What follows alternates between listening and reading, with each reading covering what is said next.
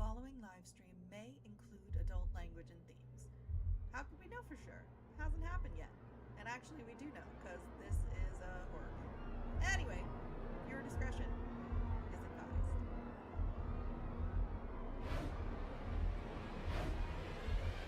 Hello, everybody. It's me, Meg. And tonight, for Tabletop Turntable, we're doing something a little different. We thought we would take a look at some single player games, and tonight I am gonna dive into Final Girl. My audio is very low. Okay. Is this any better?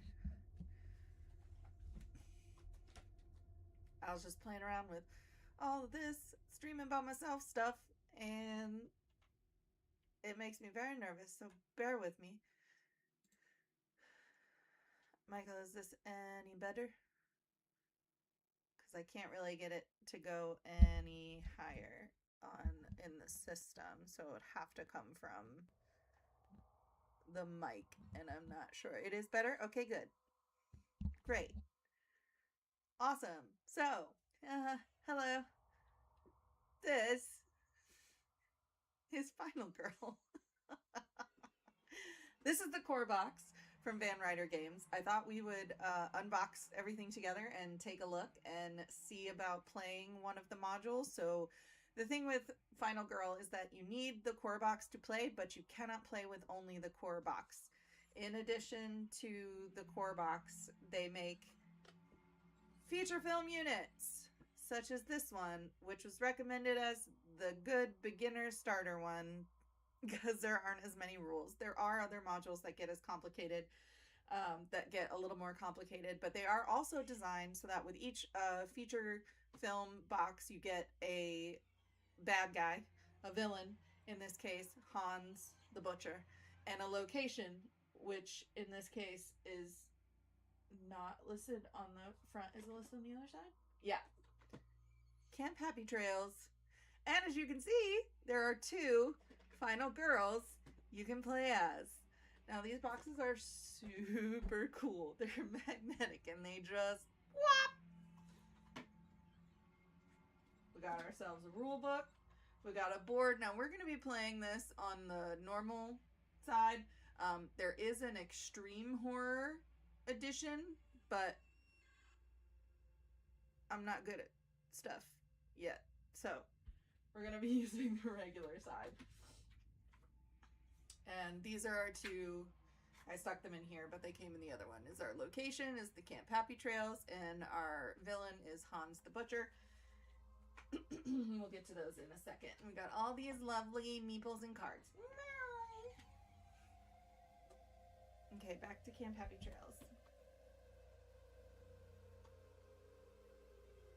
Which side are you?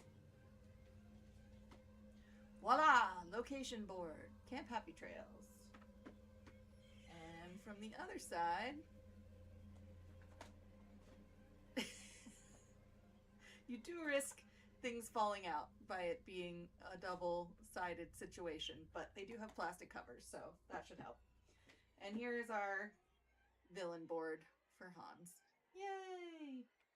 Okay, so I'm really sorry if you have played this game before. I have not, so we're gonna go through it from scratch. Huzzah! Okay, so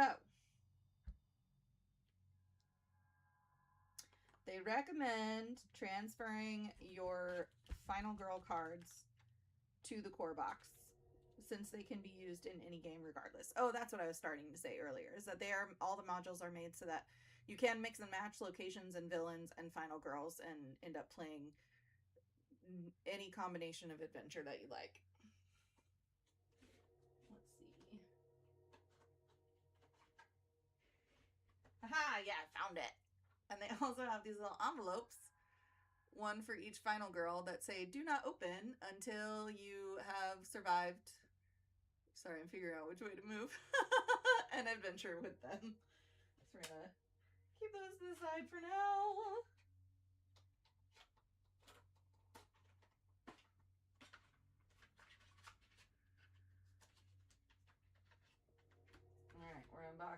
the stuff.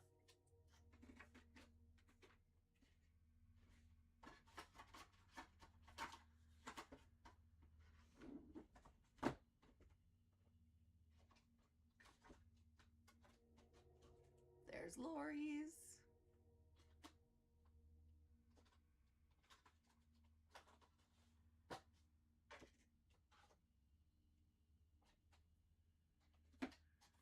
Okay, these are the killer cards. These are location cards. So you can see on this side, the side that says Happy Trails Up, you can't really see it in here, but it's labeled location, so you know where to put things. So these are the things that came out of the location, and these are the ones that came out of the killer. I don't see the final girl cards, though.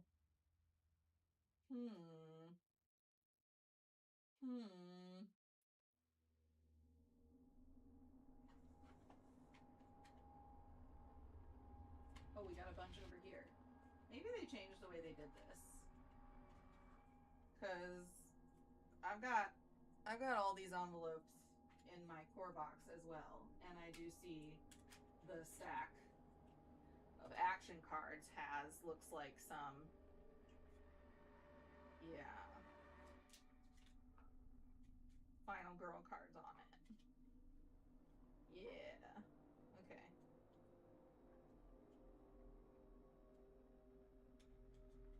Okay, so our choices are, not that there's anybody here to help me pick, but our choices are Reiko, Lori, those are the two that come with the Happy Trails, technically, Barbara,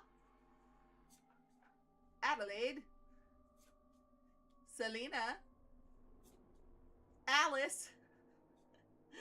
I think I'm gonna play as Alice, maybe, unless it turns out to, I keep going the wrong way. I'm so bad at this. Unless it turns out to make a difference with the box, which it might, just because this is my middle name.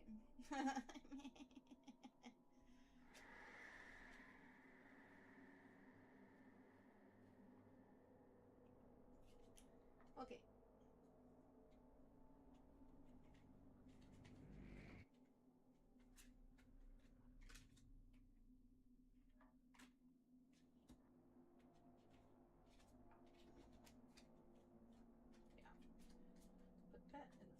Action cards. We're making a mess. We're making a mess.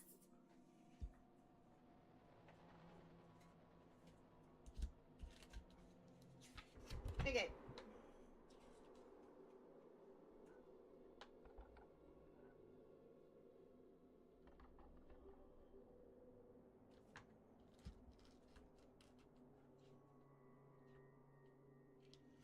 Okay, so this is our player board, and we have the health track, which is the left side here. We need to find our +1 token. Boom. That has the final health token space, which is that one right there. I do believe, even though I feel like it should be on the bottom, but that's okay.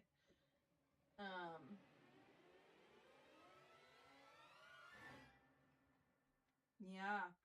And then we put little heart tokens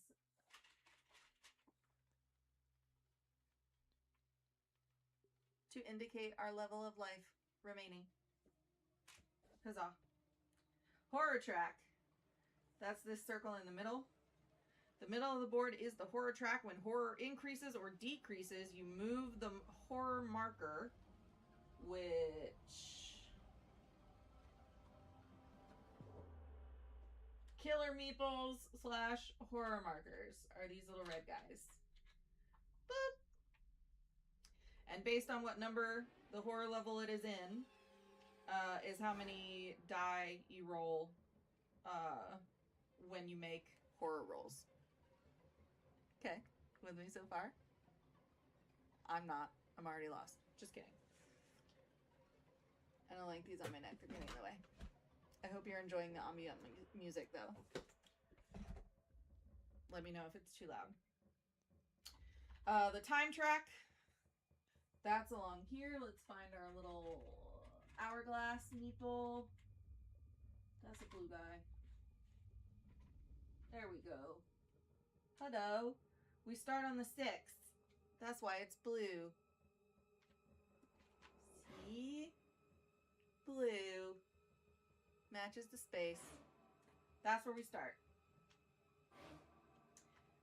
And that's where we keep track of time, which is used to perform actions and purchase new cards during the planning phase. Then we have hands,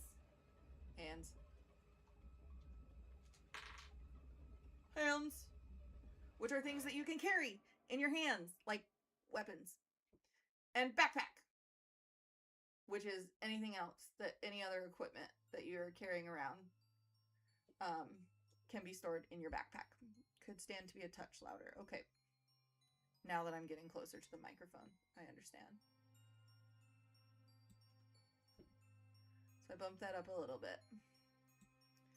Okay. Dead victims. This is the dead victim section. If your villain manages to kill some victims, which are these abundance of little yellow meeples, that's where they will go. Right there. Dead. Okay. Place your final girl card here below the board. I don't know what that means, below the board. Okay.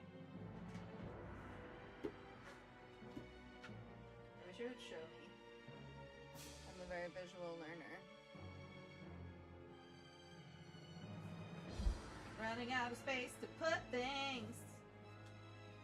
Okay, put those over there. Can y'all still see everything? Kinda, sorta, maybe. Okay. There we go.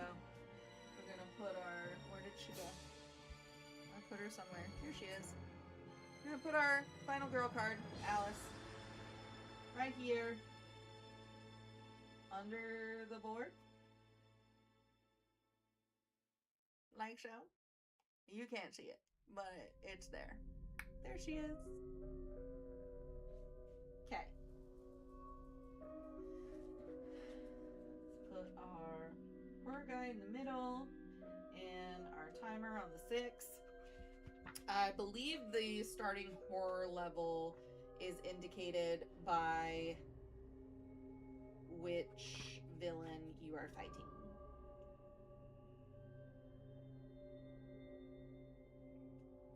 But we haven't gotten there yet. Okay.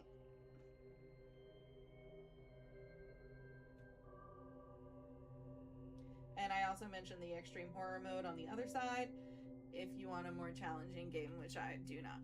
I want to win. Just saying.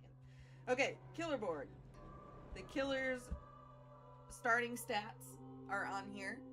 So this is Hans. His starting stats are horror level 4, and he has 12 health. So, I don't know if we're gonna have room for everything. I'm gonna move this over somewhere. Oh my god. You need a lot of table surface for this, folks. This is called tabletop turntable, but still, in case you were wondering, you do need a bit of tabletop space to make this shit happen. Okay, so we have Hans the Butcher. As you can see, there's a little like mask here. I know I keep picking this up to try to show you guys better, but this is his starting horror level. It's got the little slasher mask there. There's a corresponding slasher mask here in the horror level section of the board. So that part's really helpful. And then, you know, pretty standard universal hearts for life. You know. So his starting horror level is 4, so we're going to place our little horror meeple on the 4. Which means that we're gonna be rolling this many dice. 2 dice, it looks like. We'll get to that in a minute. The left side of the board has the health track. And the final health token space. Does it? Oh, okay. It's hard to see, but there is a little round indentation here for the final health token, and then this is the health bar that runs along the side. So we need, I think, a black one. I'll fix it if not. But your final health marker is what it sounds like. It's your final health, so you need an additional, in this case, 11 to make 12 total for his life levels. So we're going to put 11 little heart markers out there. So 2, 3, 4, 5. You don't have to set this up neatly, like whatsoever. That's just my brain doing the most.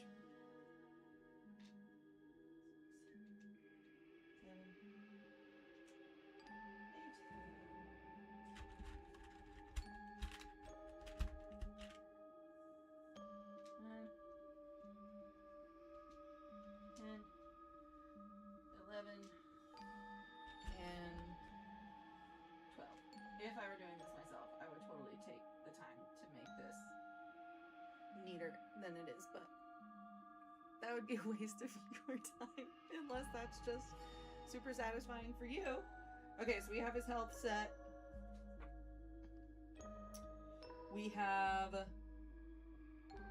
a space for the finale card here.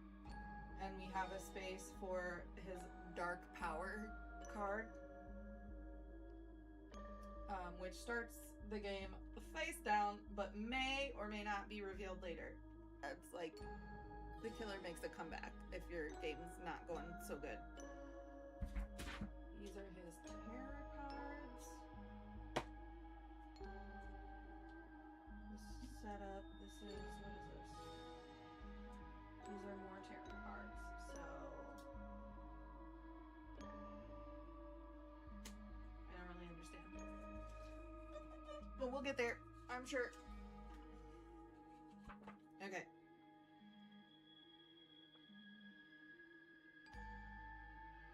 The Bloodlust track, which is here, where the spatter of blood is, determines how deadly he is feeling at the time. At the beginning of the game, the bloodlust marker starts at the bottom of the track when the killer is at their weakest. Whenever a victim dies, the killer's bloodlust will increase and he will become more powerful. I say he, but that's just because Hans seems masculine presenting. Which one is the bloodlust marker? Let's find out.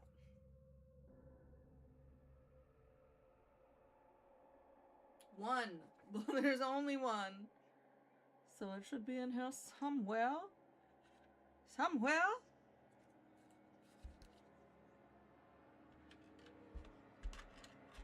Things there are only one of. I might have accidentally turned my box upside down at some point, and some of the meatballs might have slipped and slid around. That's why it's very important you keep these little plastic tops so that they don't do that. This is my final girl meeple. There she is. Boom. And we got these little dots.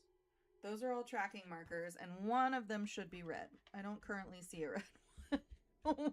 Whoops. Hang on a moment.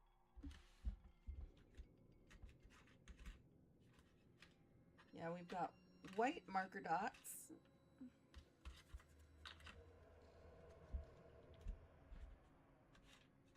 But I seem to have lost the red one already. So that's fun. I love it when I'm missing pieces.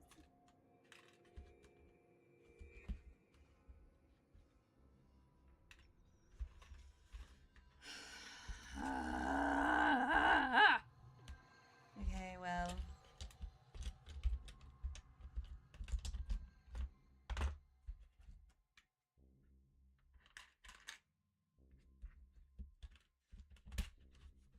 Oh, here he is. He was hiding amongst the red hearts. Okay, so bloodlust starts down here.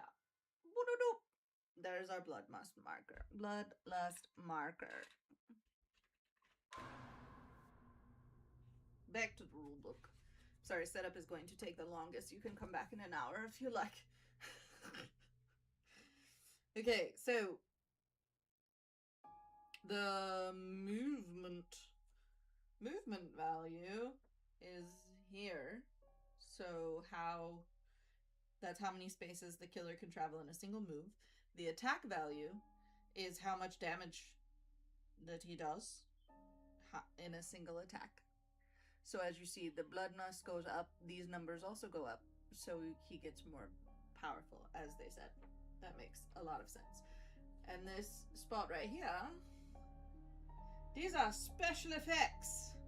One-time effects that will occur immediately when the bloodlust marker reaches that level. So when it reaches this, something happens. When it reaches this, that says dark power. So these dark power cards that we talked about come into play. And then the final effect is up here, which it will repeatedly trigger when bloodlust has reached its maximum level and continues to increase. So once you're out of space, he just remains this deadly. Any minor dark power cards drawn from the terror deck, okay, so they are in the terror deck, are placed in these slots up here that also say minor dark power, in case you're wondering. Okay, moving on. This is our location board. Hooray! On the location board, you are made up of, every location is made up of various interconnected spaces. A space is adjacent to another space if the two are connected by a line. Got it? Okay. Use one. Oh, he was talking about for the marker. Yes, I already found it though. Thank you, babe.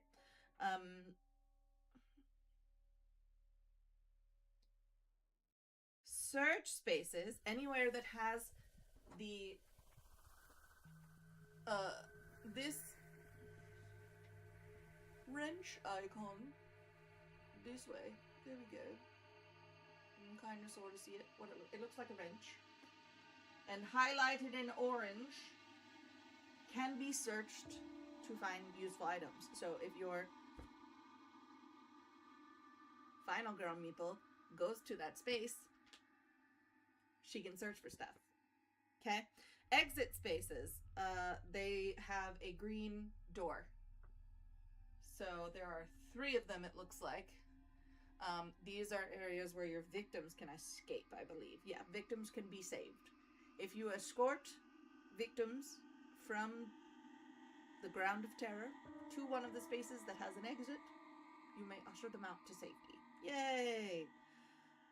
Some spaces are named and may be referenced in a location's event, terror, or item cards. Otherwise, they're just like any other space for gameplay purposes. Each search space has an accompanying deck of cards, which are placed in these slots.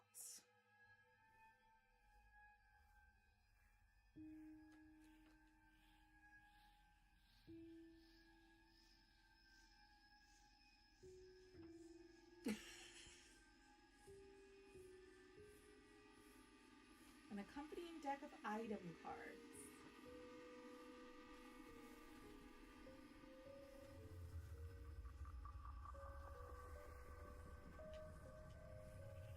These are all action cards, and these spaces, these shapes that we haven't gotten to. And then I have a deck of action cards. I have action cards. And I have a deck of terror cards.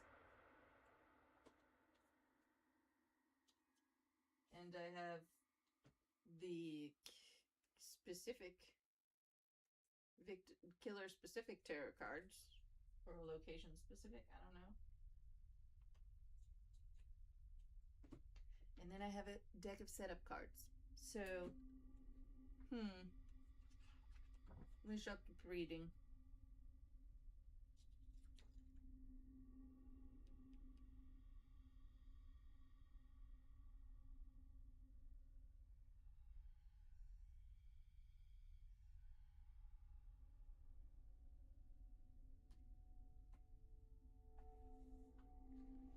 Yeah, so ideally,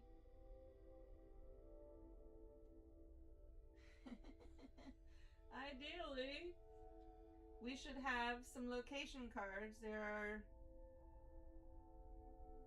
locations to be searched. There are 3 of them: the cabins, the dock, and the utility shed, which is where I have her right now. And those decks are supposed to go up there, but I do not currently know where those are. Maybe they are mixed in with the setup cards, because then the setup cards go here. Perhaps they are all in this little... Oh yes, there we go. Nah, just multiple color cards. Always open your decks, folks. Okay, so we have setup cards. It's backwards anyway. Everything needs to be on this camera. I just can't get under it properly. There's your setup cards. We have item cards. And we have event cards. So that's what's going to come with your specific location. Okay. I'm guessing these item cards are specific to each searchable place.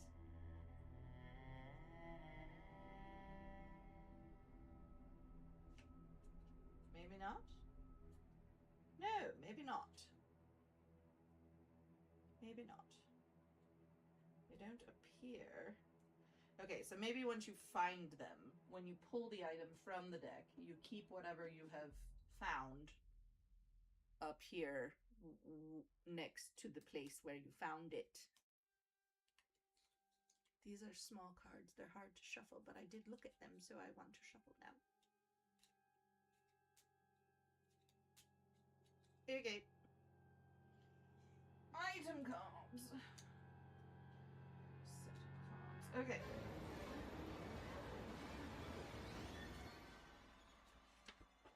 That's getting loud. Panic numbers. The numbers between adjacent spaces are used to determine which direction victims will panic in. So we'll get to that later, but there are little numbers on these like lines in between the spaces. We'll see what they do that determine which way your victims are gonna run. And the setup card, place the randomly chosen setup card for the location up here. So let's pick from the setup cards. This one. I don't know if I'm supposed to look at it yet.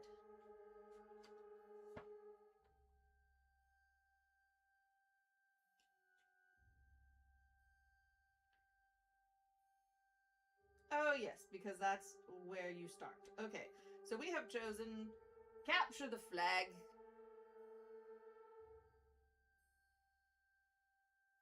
Capture the flag.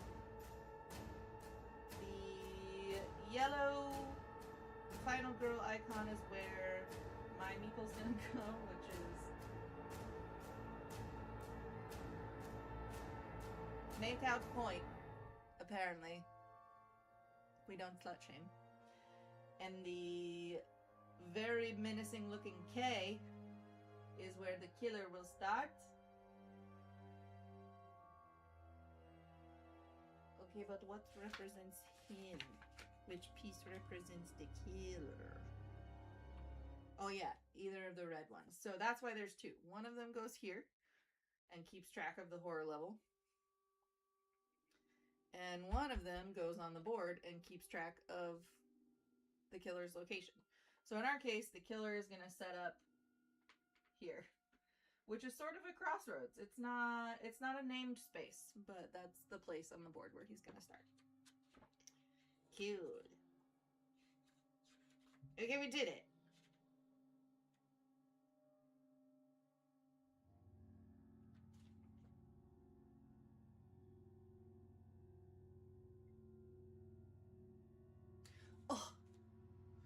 Oh, first thing it does say is, if this is your first time playing, you will find the Final Girl cards in the feature film boxes, but they should be stored in... Oh, no, that still doesn't mean choose one from there. Anyway.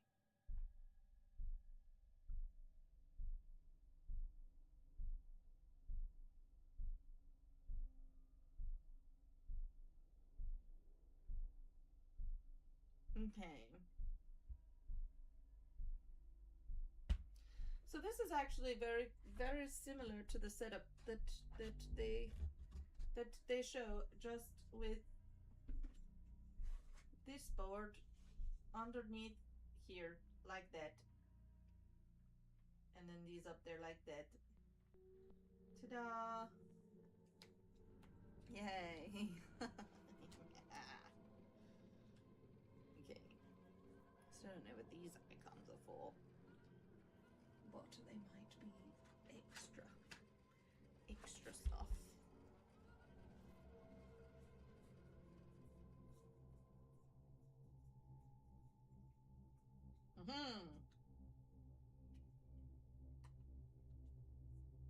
Okay, so here they are. This is where they were in the feature film box. There again. Always open your decks. Duh. So behind the tarot cards, the general tarot cards, we have our two final girls that came with this box. But we're gonna see about playing Alice.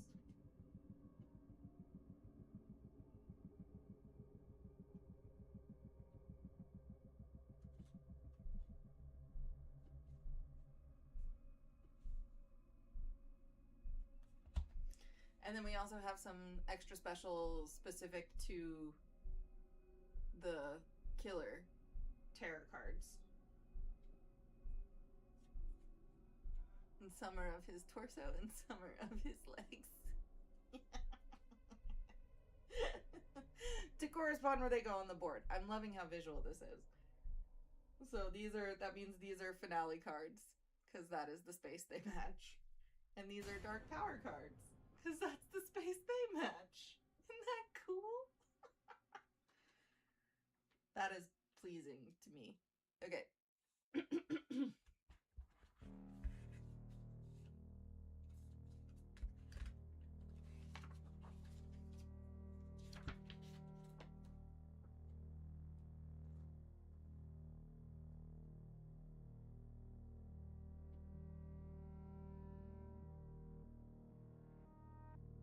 So we've taken the player board out of the core box and placed it on the table, choosing the normal difficulty. You can flip it over, as I've mentioned, for the extreme horror difficulty on the reverse. Place your final girl card below the player board, face up with victims saved spaces showing. Okay, so we have like a thing that she can do, and then we have victims saved. So this is the side we want up. Oh my god, I'm so bad at this. Okay, so that's where we're at. And then we have our 6 custom die. They look like these. So we have 1 and 2. 1 and 2 with blank sides, and then we have 3 and 4 with 2 little card icons, and then 5 and 6 have stars. Hooray! And there are 6 of those. Then we take the action cards out of the core box. Set the 6. Okay, action cards. Here they are. So we take the action cards from the core box and we set aside the 6 0-cost action cards. That's your starting hand. So there's a gold hourglass icon with the number 0 in the lower right. So this one, I know it's backwards, but this one has a 2 is the cost. So not that one. We want to pull out all the ones that are 0. Like this, short rest. So that's one. Focus. Focus.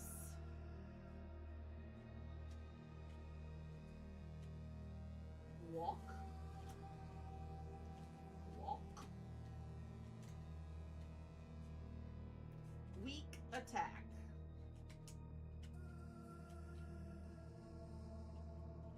Okay.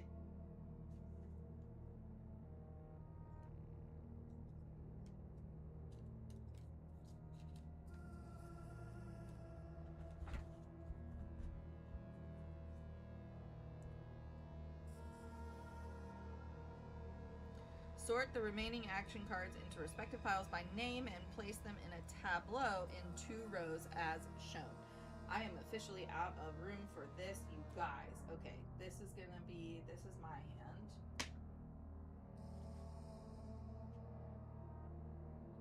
You don't need these.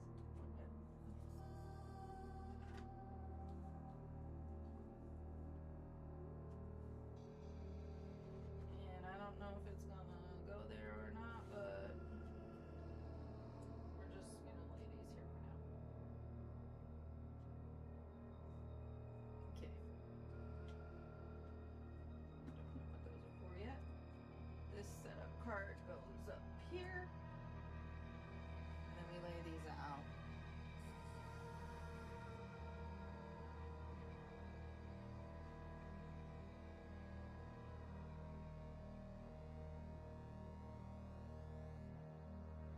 By category. Okay. Just seems like a lot of categories. Sprint. Distraction.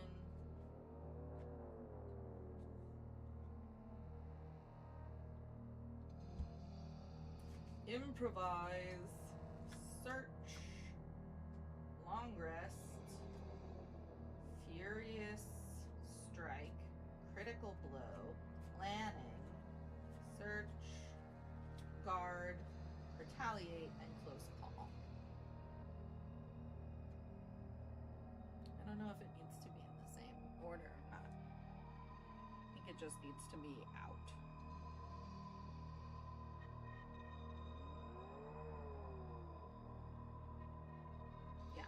Called your action tableau. That's what we've just made. And I'm gonna try really hard not to knock anything off the table, but no promises.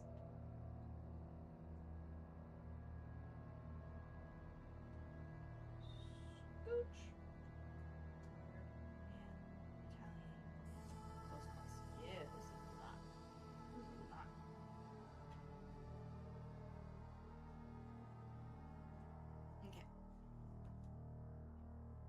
Set the victim meeples, the special victim meeples, and the 3 victim holding boards and their matching tokens aside for now. No victims. We don't give a shit. Just kidding.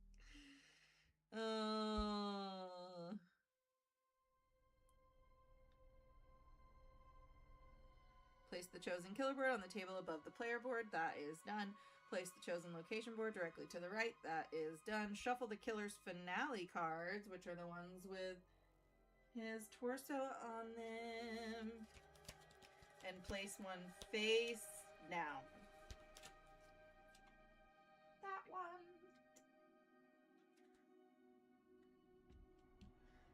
And then do the same thing with the dark power cards.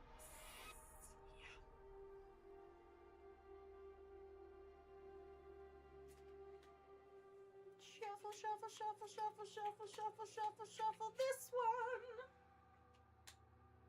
Okay, there we go. Cool.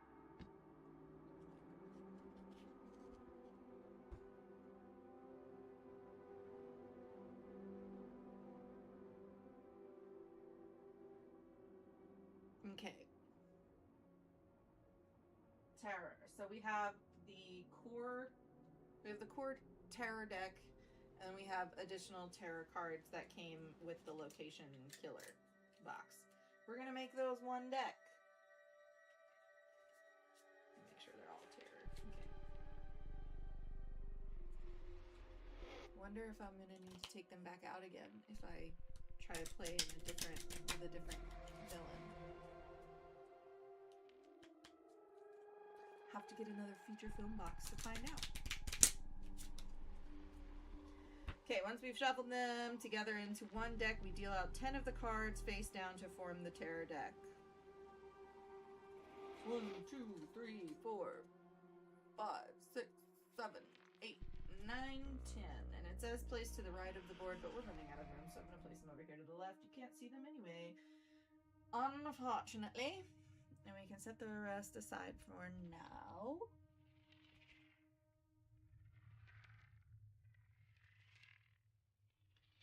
And shuffle the item cards together. Deal out 3 piles of 4 each. Yeah, so we just split them.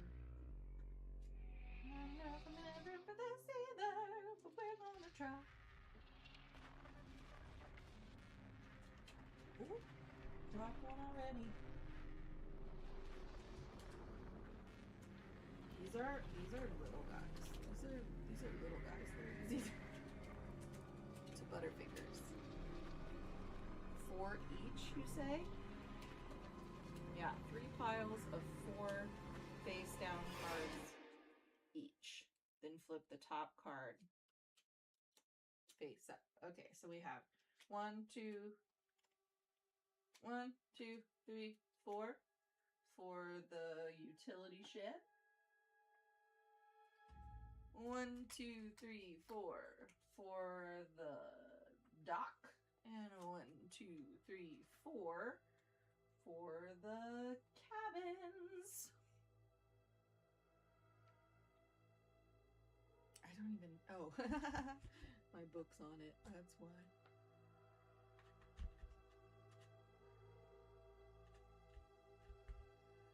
Okay. And then flip the top card in each pile face up. So we have, in the cabins, we've got a whistle.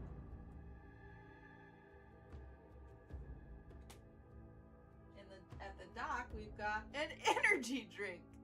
That's helpful. And in the utility shed, we've got an archery bow. That's what I'm talking about. And I do already know that this has 2 hands on it because it is a 2-handed weapon. You can hold as many things in your, remember we have hands over here on our player board. You can hold as many things as you have hands for. So you can have a 1-handed weapon in each hand or a 2-handed weapon. Okay, now we're cooking. Set up the location. Yeah, we did the setup card. We got their meeples on their starting spaces. And then the spaces with numbers indicate how many yellow victim meeples go in that space.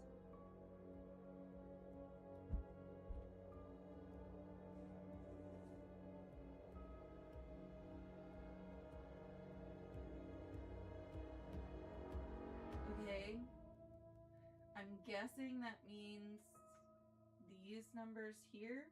So we have ranges available. We don't have to have as many. That's interesting.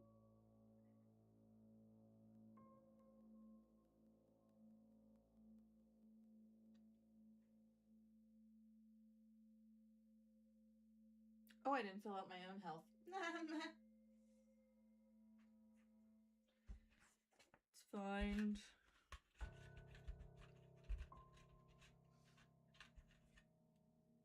One of those for us. Very important. Take the 9 black final health tokens. I'm not looking at it, but so you can look at it. I'm not looking at the other side, is my point.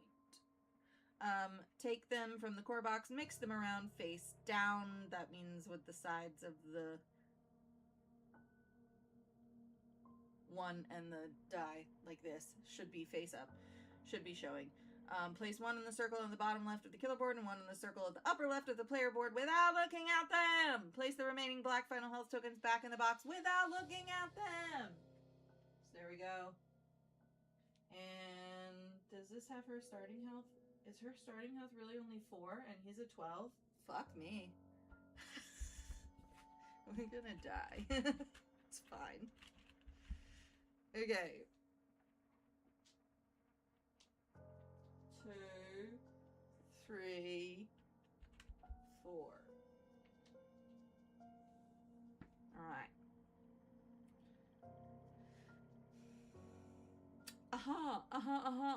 Lori has 5.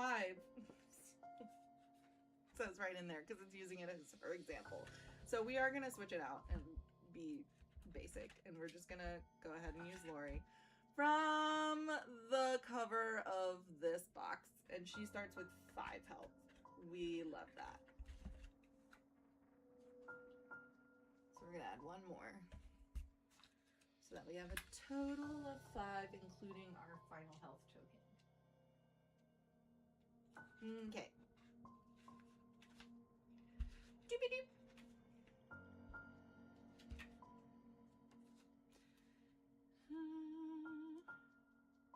Place the bloodlust marker at the bottom of the bloodlust track. We did that.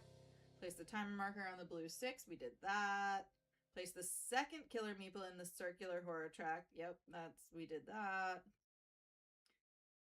Location.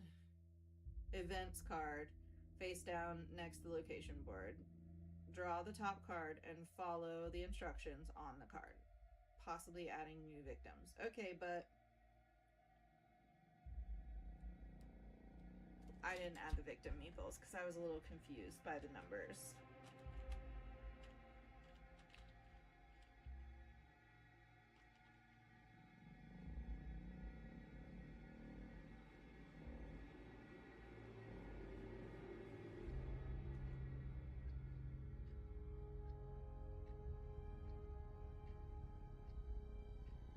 I'm very confused.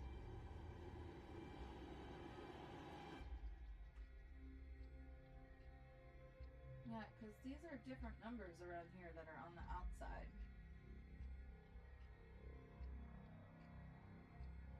So I do not understand where we're getting those numbers from.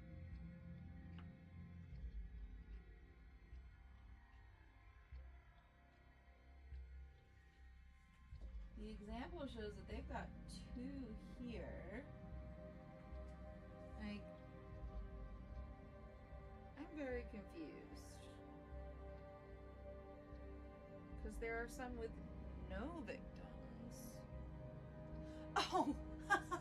This is why you need the setup card! My god! I'm a dummy. Okay, so in addition to showing you where your final girl is going to start, where your killer is going to start, these numbers here show you where your victims are going to be. So you have a randomized setup each time. Okay, my goodness. Okay, so we are going to have 2 victims up here, 1 victim here, 1 victim at the utility shed. Maybe they can help me find that bow. 2 here.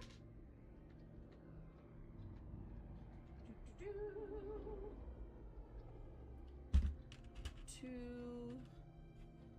here. I promise the gameplay isn't actually this long. It's like 20 to 60 minutes. We're just learning how to set up the game. Hope you don't mind. And 2 over here. Oh, glad I figured that out. You're now ready to begin the game. Yay! I still don't have any clue what these are for. But I guess we'll find out.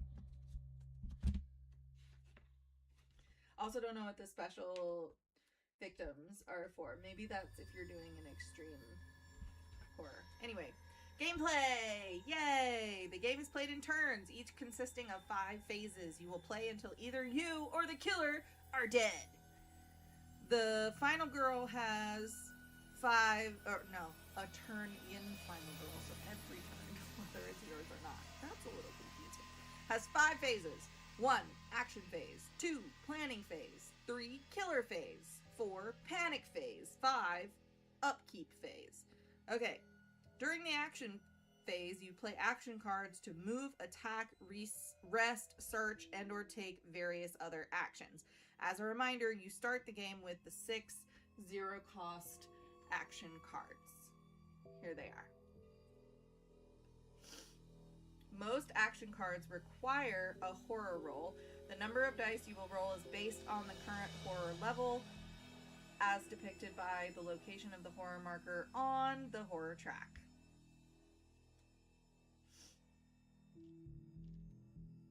Okay. Most action cards are played during the action phase and are resolved by making a horror roll. When playing or discarding an action card, always make sure to play them into a central discard pile that is kept separate from your action tableau. Okay? Alright.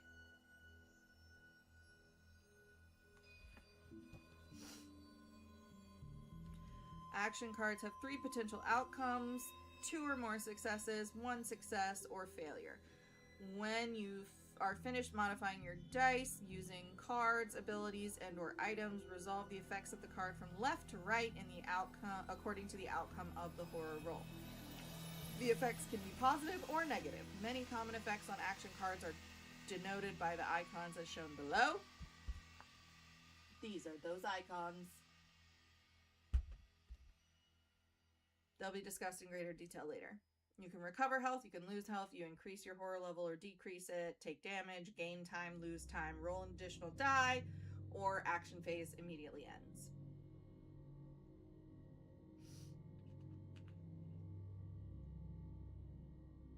As a result of an action if the result of an action allows you to move 1 or more spaces, you can move up to the number of times indicated. For each move, you can only move into an adjacent space. So this is the lines that connect the spaces. You can only follow those. Any unused movement you decide not to use isn't lost. You may move to and from the killer space without restriction or penalty. You can just speak right by him, I guess. When leaving a space containing 1 or more victims, you may take up to 2 victims with you. They're scared to death and will happily follow you. However, they will not follow you into the space with the killer. So if you wish to move into the killer space, you may not take any victims with you. Of course, if there are already victims in the space with the killer and you move out of that space, they will gladly follow you. If at any point during the action phase you are on a green exit space, even if passing through, any victims that are in that space may be saved whether you brought them with you or they were already there. If you decide to save them, and usually you will, place them on the final girl card in any available victim saved space and take the rewards indicated. So with Lori, this is her victim saved, and you can put it on any one based on what you need. You can lower the horror, you can gain a health, you can gain 2 time, you could take an action card, move a space. So you get to pick. Okay.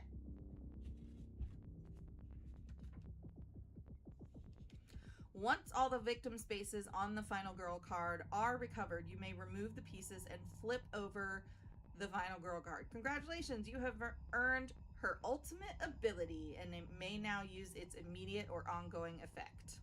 Additional victims saved now will provide the reward as shown on the ultimate ability. So everything over 6, every person over 6 you're allowed to save.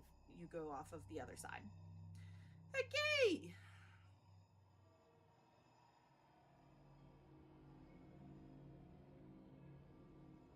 Some spaces are search spaces. These spaces are highlighted in orange, as we talked about. It is possible that the top cards of some item decks may be face down.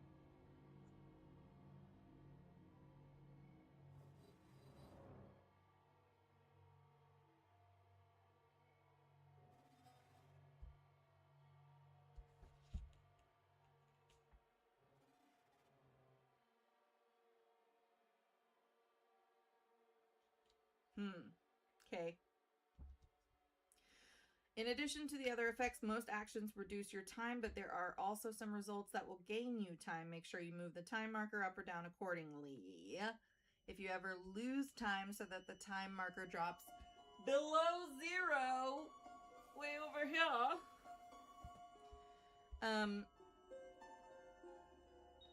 I lost my place. There it is. Below 0, you cannot gain time by any means to raise your time back into the positive. Designer's note. We know that actual time is not something that can be gained. Thematically, gaining time represents using your time more efficiently or carefully planning and completing an action in less time than might be expected. Okay. At any point before the action phase ends, you may discard as many action cards as you wish in exchange for +1 time each. Gaining time in this way could allow you to extend the phase or give you more time to spend during the planning phase. The planning phase is discussed in the following page.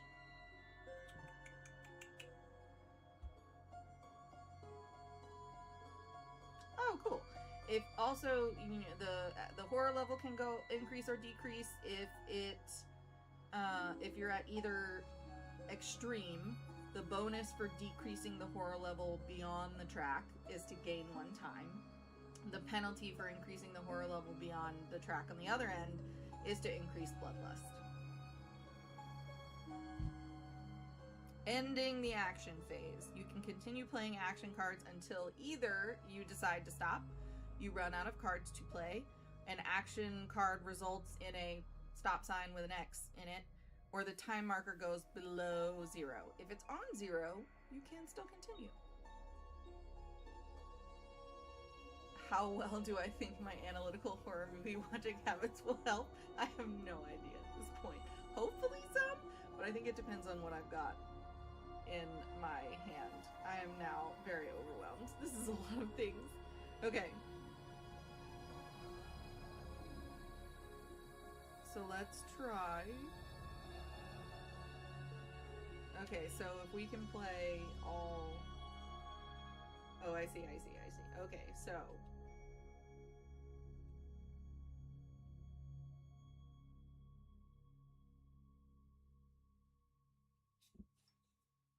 So our first action phase.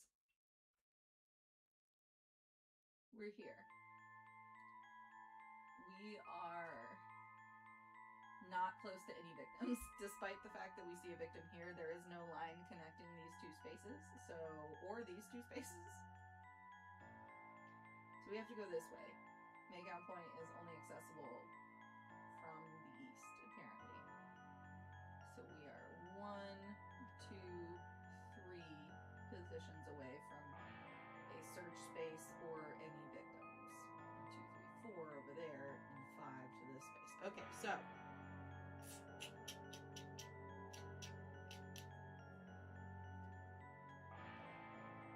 we're gonna start by walking. So we're gonna walk. That means we gotta roll. I should have not blocked the dice tray. Smart. Oh well. So do you...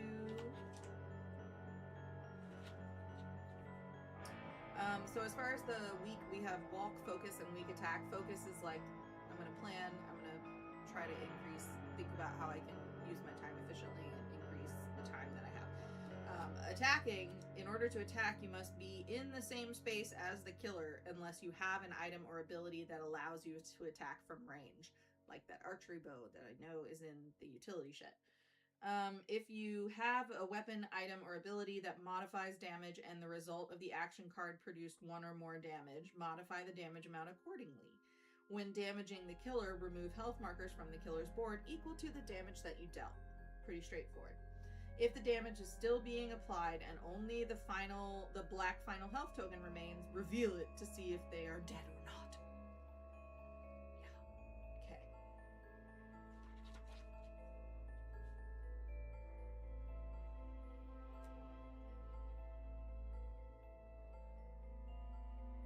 Okay, so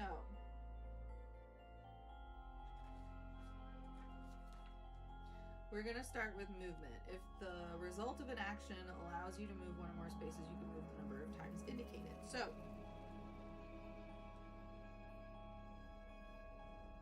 modifying your dice.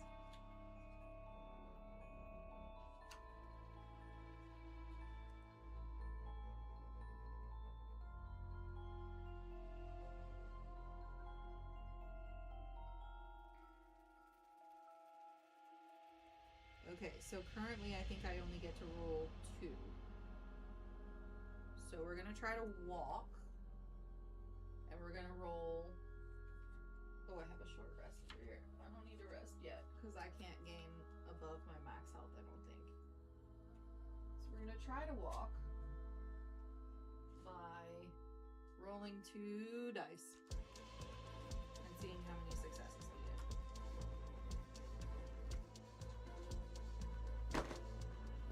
We got 1 success and 1 partial success. You may discard 2 action cards from your hand to convert it into a success.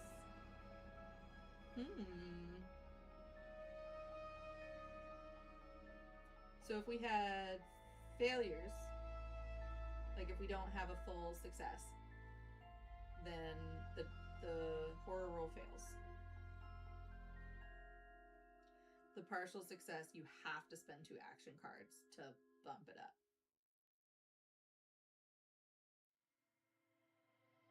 All right. Let's see.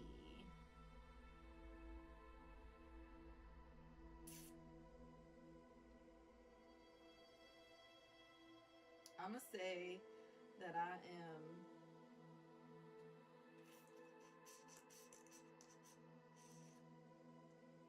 not in any kind of place to attack, and I don't think a weak attack is going to be very helpful anyway, so I'm going to discard 1 of my focus, since I have 2 of those, and a weak attack out of my hand and convert this into a success. So we get 2 successes, which means we get to move up to 2 spaces. So I'm going to go 1, 2, headed this way. Okay. And we decrease the time by 1. That's why we need the focus to put that back up so we can keep taking our turn without letting the killer go. I understand. Okay, we're going to play another walk because we're going to try to get to that shed. I don't have a search card though, so I can't find the item. That's unfortunate.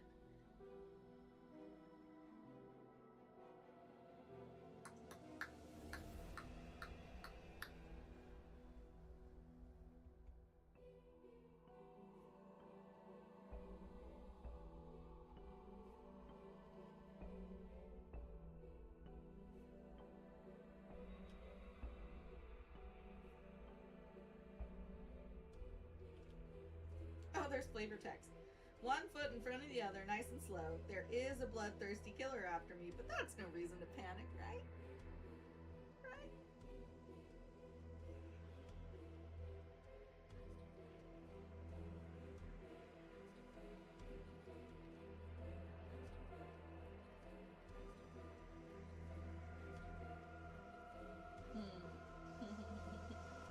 Okay. Let's try to walk again.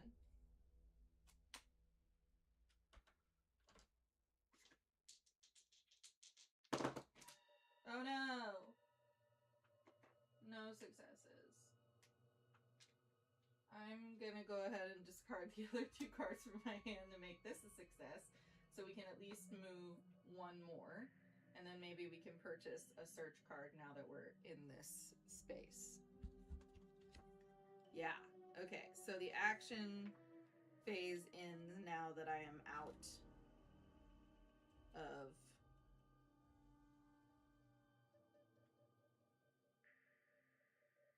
cards.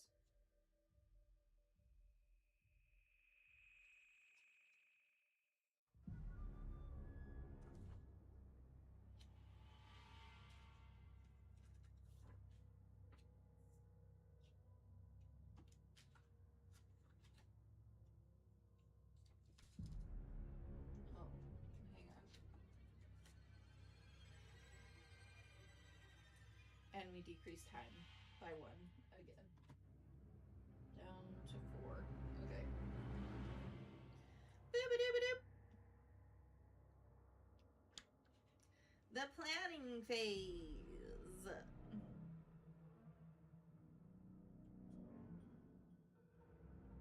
Once the action phase ends, whether it was by choice or not, you enter the planning phase. During this phase, you will spend any remaining time to purchase cards from the action tableau. Do the following in this order. Spend time to purchase action cards from the action tableau. If the cost of the card is greater than 0, move the time marker down 1 space on the track for each time spent. The cost for the action card is shown at the bottom right hand of the card. So search is the one we want, and it's going to cost us 2. So move that from 4 to 2. And then you may not purchase action cards that were played or discarded since the last planning phase or the beginning of the game on the first turn. You may not purchase a card if paying the cost would move the time marker below the 0 space. So we only started with 4. So we could have spent 4 in total. So we've spent 2. We have 2 more we can spend. And then you cannot purchase a card if you already have 10 cards in your hand. That's the max. Okay. When you have finished purchasing action cards, reset the time marker to 6. Any unspent time is lost. So we definitely want to purchase another card. Would not be bad to have... We only have 2 left. Wouldn't be bad to have another search, but I'm thinking we should have another option. So we can either guard in case we get attacked, or sprint in case we need to run away. I'm going to take a sprint card. So we're going to use our last 2. Boom, boom. That's at 0. So now we have 2 items in our hands. That's the planning phase.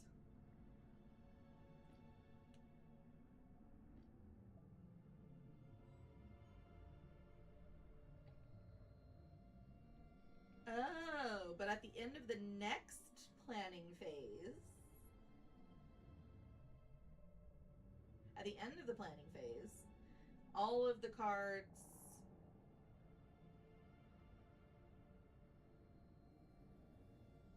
get put back into their respective piles in the action tableau, so you can purchase them again.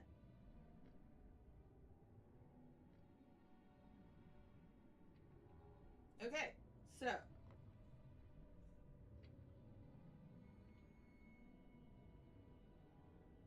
and so then because we just used them, I can't purchase them back right now, but next time all of my 0, I can get all 5 of the 0 cost actions back.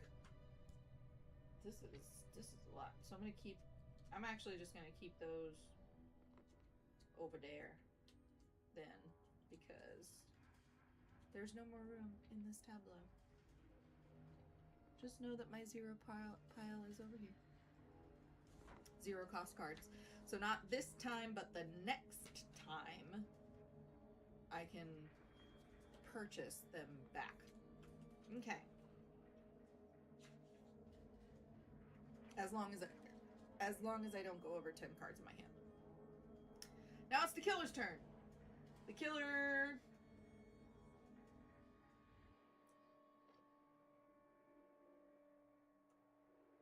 resolve the following in order.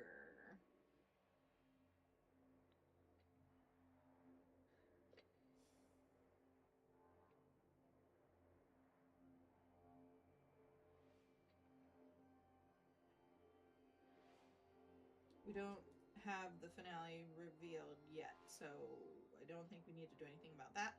we just draw a tarot card and resolve it top to bottom. Tarot card. He just keeps coming! So we got some icons on here. Oh, look, that's the card that's in the book as the example. Fun. Okay, so under the title we have an effect to apply, and then the killer action and the location icon. So, killer actions primarily occur in two places, on the front and back of the finale card and on the terror cards. Oh, okay. So we do need to resolve what's happening up here first. A killer action involves the killer choosing a target and then moving and or attacking. Resolve the killer action from left to right, finishing each step before moving on to the next one. So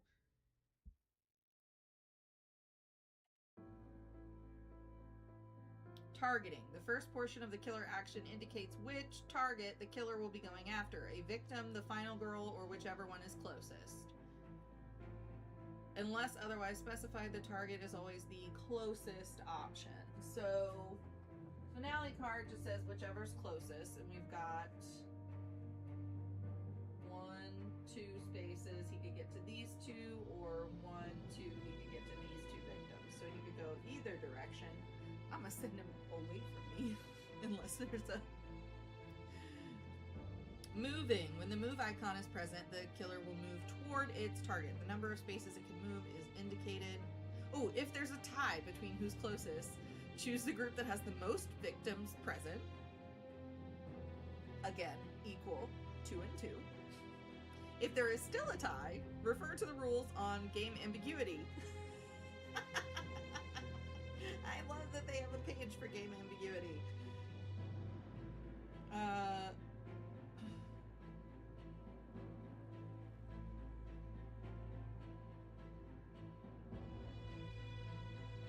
In cases of game ambiguity, apply one of the following rules. The rule of infinite evil. Resolve it in such a way that results in the worst outcome for you, which I guess would mean that he's moving toward me that way. The rule of abject realism. Resolve it in a way that results in the most realistic or thematic outcome. Or the rule of never-ending hilarity. Resolve it in a way that results in the funniest outcome. I'm not sure.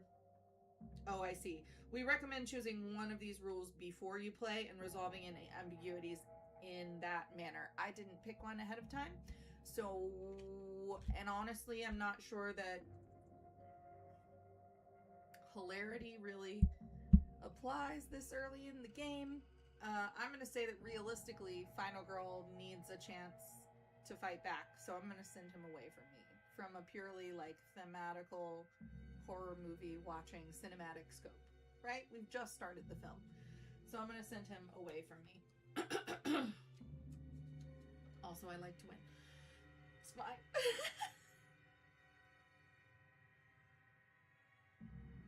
The number of spaces the killer can move is indicated by the killer's current movement value determined by the bloodlust marker on the kill board. So the bloodlust is down here at the bottom, which means he can move 1.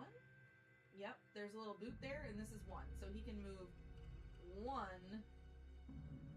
in the direction. I am going to go ahead and not have him take a little detour to the fire pit, because that's the closest. Although, I'm not sure he would really know that, necessarily, where the people were.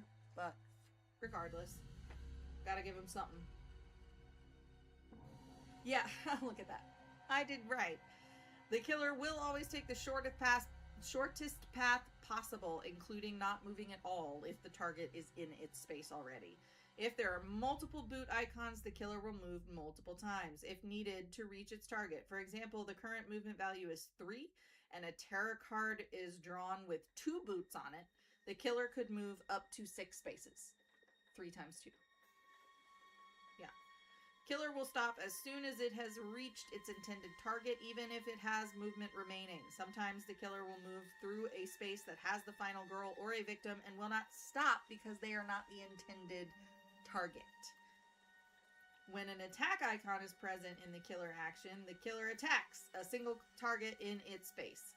For each little bloody knife icon, the killer will perform one attack. The amount of damage the killer deals with each attack is indicated by its current attack value, which is this column here with the little knife. Each victim has only 1 health and is killed automatically when damaged. If the killer attacks and kills a victim, remove its meeple and place it on the dead space on the player board, which again is here.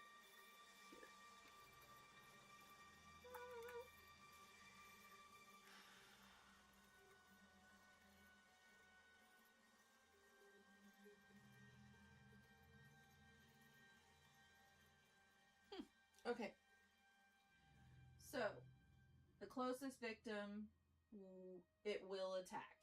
It's going to target the closest victim. So we know they're targeting here.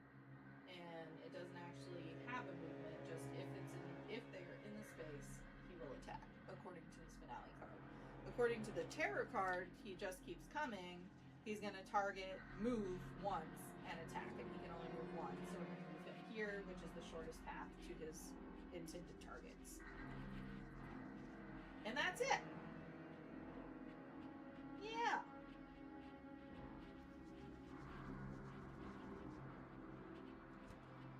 He cannot make it far enough to attack anybody. So, however, in the uncommon event that a killer cannot reach their target and ends up in a space with someone it wasn't targeting, it will still use its attack. Because bloodlust, I guess. Yeah. If they attack me, that's when these two, you can't quite tell with this lighting, I don't think, but these two are navy, these two action cards, as opposed to the rest of these are black. These are our reaction cards. So when we're defending ourselves, we can guard or retaliate. We don't have any of those yet. We have a surge card and a sprint card.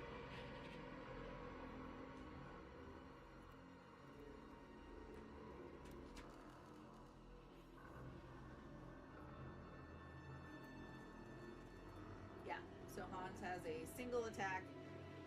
So if there's a victim in his space at the start of his turn, he attacks. But there was not this time. Then we drew a terror card.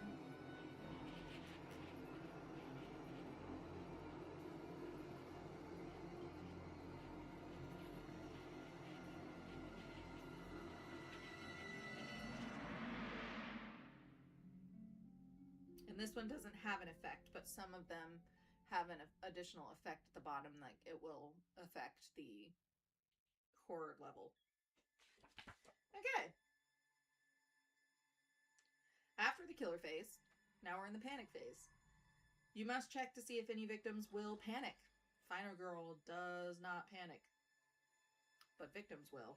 If at least one victim was killed this turn, anywhere on the board, and the victim is in the same space as the killer.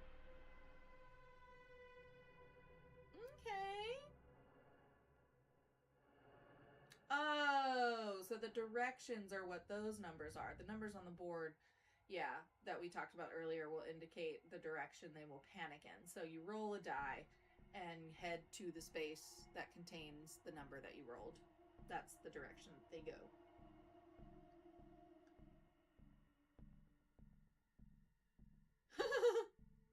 While victims will not follow you into a space with the killer in it, they may panic and run right into him.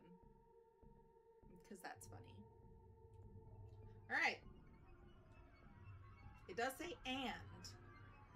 So it feels like both attack and panicking only affect victims that are in the same space as the killer. And he is still by himself. So I think that resolves the panic phase.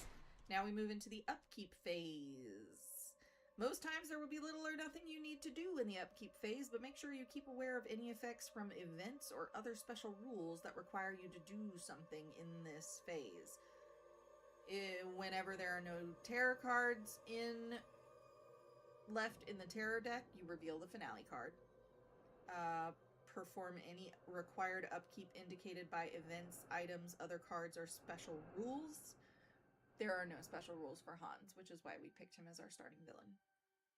If you wish, you may rearrange any items to and from your backpack and hands. We don't have anything yet. This is the only time you may rearrange your inventory other than when you get a new item card. Okay.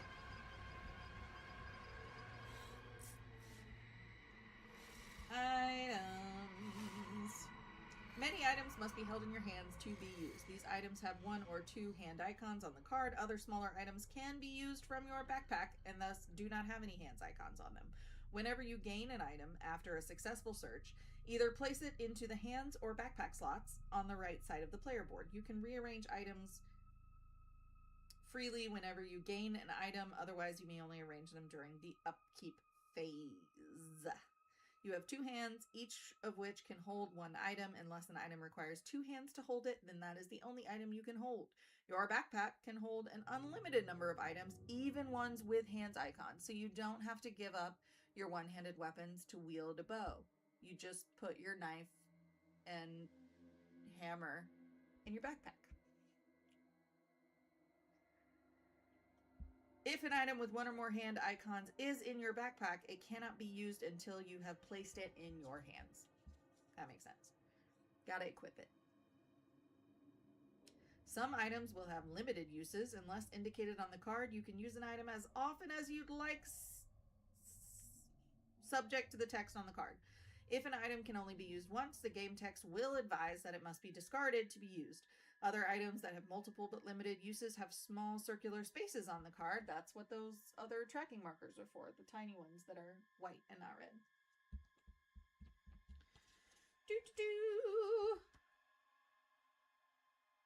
Weapons, we'll look at that. The final health token, we'll get to that. Dark powers, epic powers, and minor dark powers. Dark power cards feature unique abilities that the killer will be able to use if the card is revealed. There is a space on the killer's bloodlust track that indicates when their dark power card must be revealed. Okay, yeah, that's right. And then, in addition to if the bloodlust marker reaches that space, reveal the dark power card immediately. In addition to regular dark power cards, most killers will also have an epic dark power card denoted by a bloody border on the card face. They feature particularly nasty abilities and should only be included in your game if you want an epic challenge. I'm not going to remove that now, but if we reveal it, I'll probably throw it away. Just kidding. I mean discard it.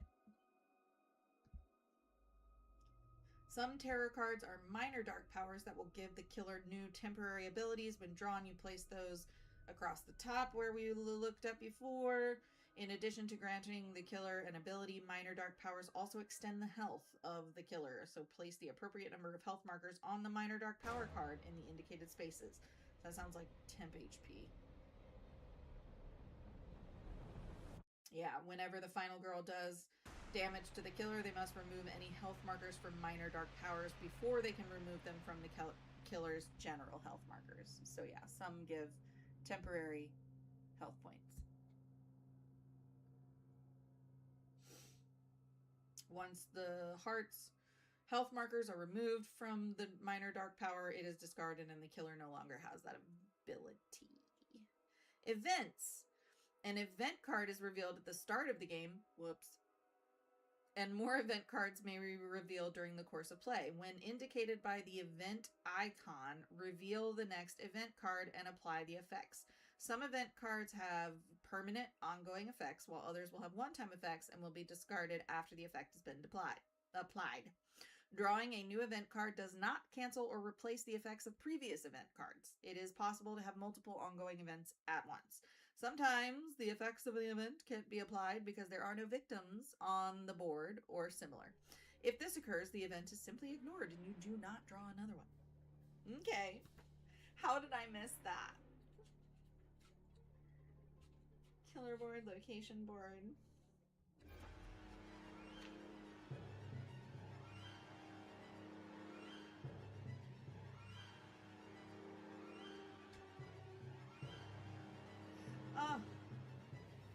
Draw the top card and follow the instructions. Yeah, I totally missed that. We were supposed to do this first. My bad.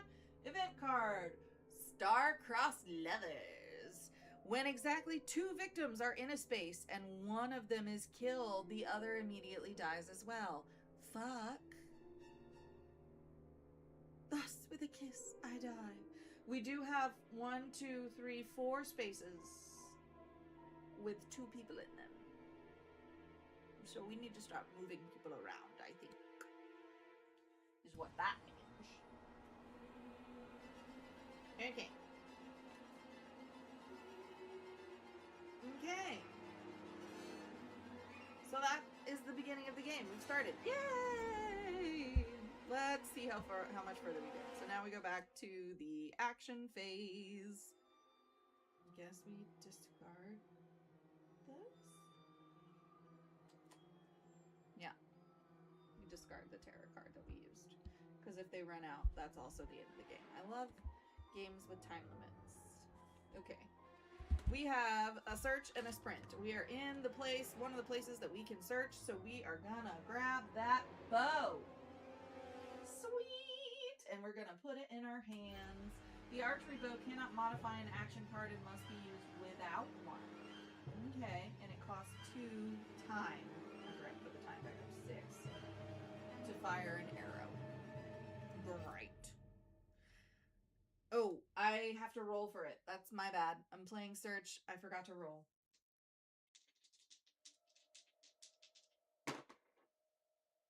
Those are partial successes.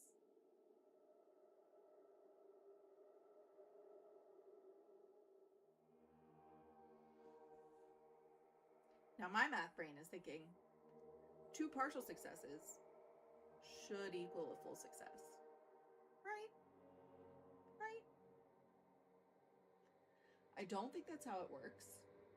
I think you have to. That is not one of the results in the horror rolls, though.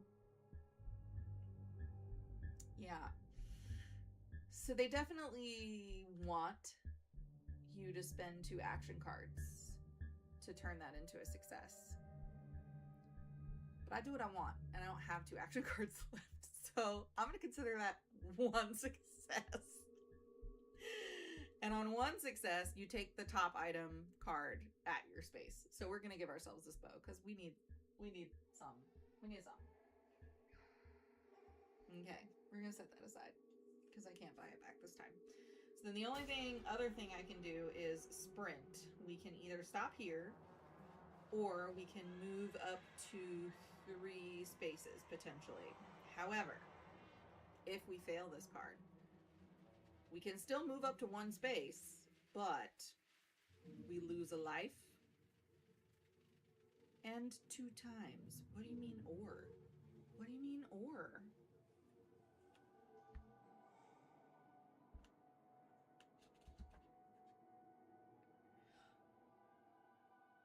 Oh. Okay. So there are 2 failure options on this. You can either move 1 space in addition to losing your life in 2 time, and that is the end of your action phase. Or if you want to continue your action phase, you can just take the loss of the life and the time and not move an additional space. We're gonna try to move some people around because up to 3 spaces will take care of 2 of these 2 player spots. So let's go ahead and play this card. Come on, I need some success. I need some success. Yay! 2 successes! Booyah! Okay. So 2 successes means we can move up to 3 spaces, and if I remember correctly, if I'm understanding correctly about the victims, anytime I move out of a space with someone in it, I can bring them with me. So I'm going to bring this guy here. 1. And bring all 3 of these. I think I can bring 3 of them at a time. Let me double check the victim movement. Victim movement. Victim movement. Saving victims. Yeah. You can move up to the number of times indicated. For each move, you can only move into an adjacent space. Adjacent spaces are usually... When leaving a space containing 1 or more victims, you may take up to 2 with you. Okay. So, we're gonna get one closer, and then we can get... Replace these two. So that's space number 2. And then move number 3, we're going to come here, which is an exit room. So we're going to bring the 2 that we can. And now we've at least saved 2. Yeah.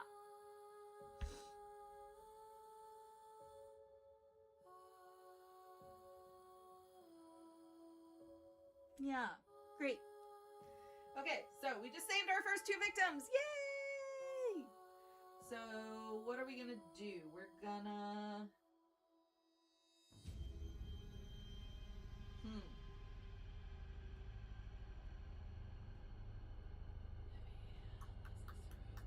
We can gain 2 time. We can take an action card of 0 or 2, which means we can get a guard for ourselves, and we can move 1 more space.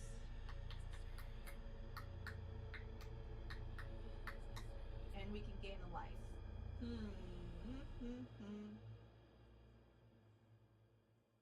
Or we can lower the horror level.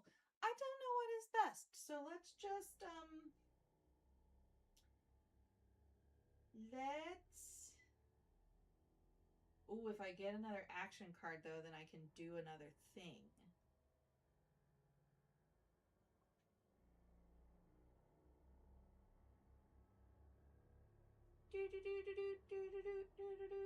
But I can only get guard, retaliate, or no, not retaliate, that's too expensive. I can get guard, sprint, search.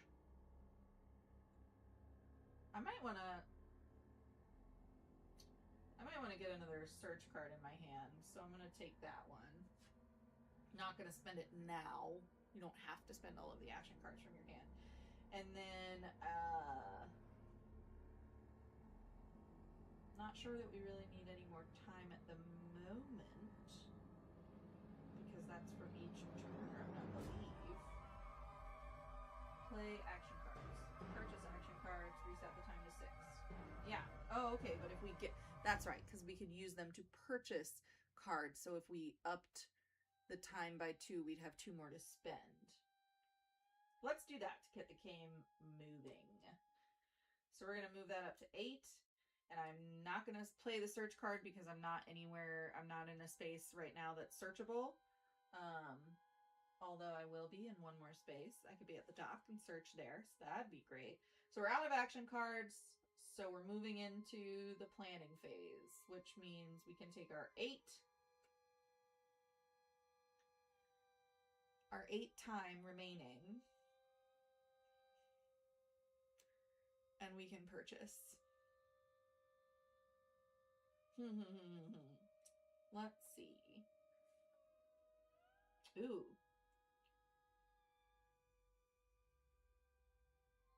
I'm going to grab a close call, which you play after any horror roll to either re-roll 1 die, or you can lose 2 time and re-roll all your die. All your dice. So that's 1. 7 left. So a 4 and a 3 potentially, or a 5 and a 2. I think I'm gonna buy a retaliate for 4.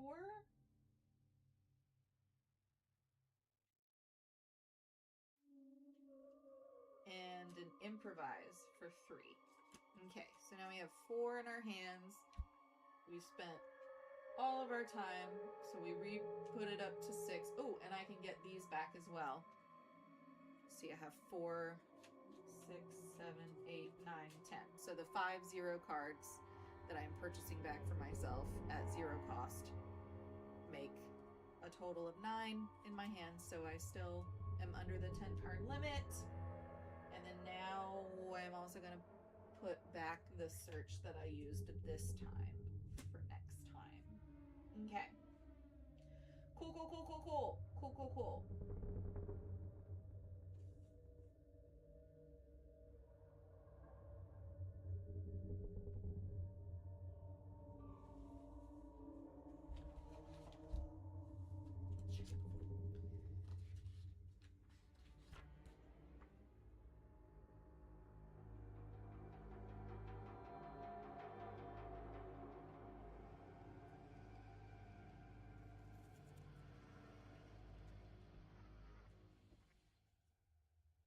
Okay.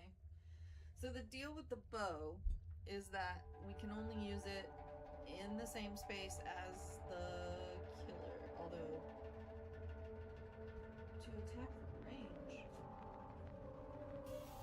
This feels like the weapon you would use to attack from range.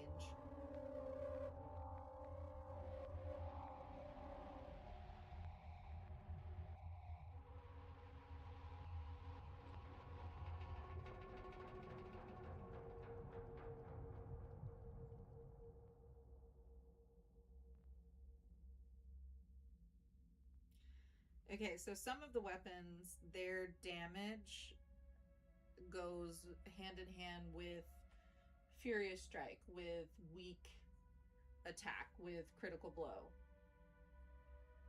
So you play them along with a card to deal your damage. The archery bow has to be played without a card. And so I'm also wondering, you just spend 2 time during the action phase, I guess.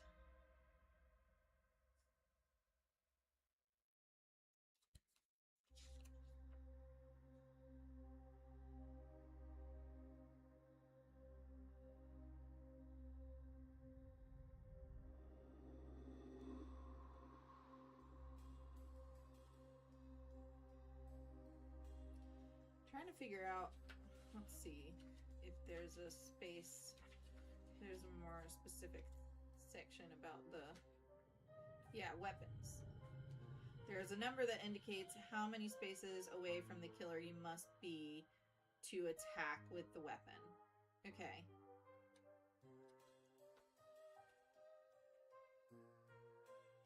Okay. So that's what I'm thinking. So this is 1 or 2.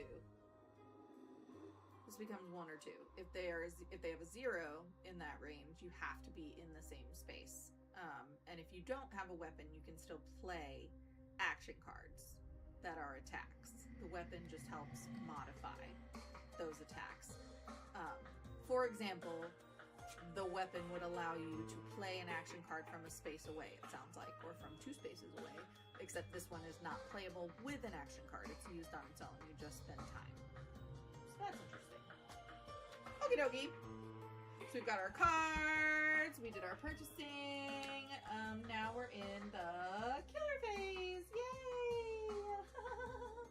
Resolve the killer's action. Again, he is alone, so he's not going to attack anybody. And then we pull a terror card. He kept swinging his hammer and killing and killing. If there are no victims on the board, discard and draw the next terror card. Otherwise, he's gonna target, move, and attack twice. So, yeah, he's gonna kill both of these victims next to him. He can still only move. Right now, he's still at only 1 movement, but he only needs 1 to get here, and he could move twice. He doesn't need to, though. He's not going to use any more of the movement because they are right there, and he has 2 victims he can target. Oh, except one is automatically going to die because of star-crossed lovers. So, technically, I guess, he's going to take this guy out. And then this one's gonna go drink some poison. And then he's gonna move 1. He's gonna target these guys. He only needs 1 to get to them. Taking this one out. And then the other one's gonna drink some poison. God damn, he just got 4 people. I think we're gonna lose this one, you guys. And because he killed, I think that takes every, if I remember correctly, each death, each victim ranks up the bloodlust. Killer phase.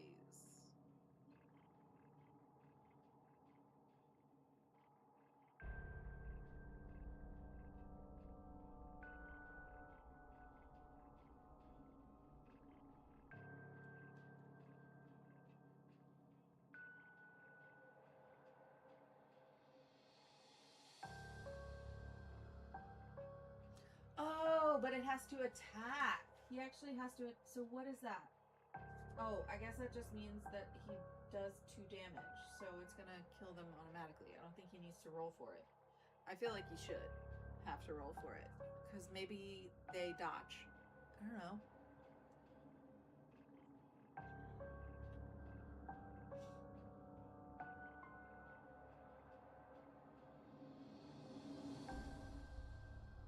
Yeah, and always raise blood loss when a victim dies, even if they weren't killed by the killer. So technically he only killed 2 of them, but because 4 people died, it's going to go up 1, 2.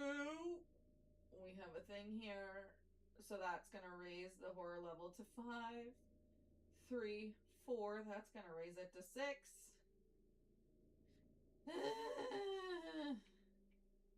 If it goes above 6, we're down a die, so that's not good. And he's going to reveal his dark power. Feed. So from now on, I don't know that it will.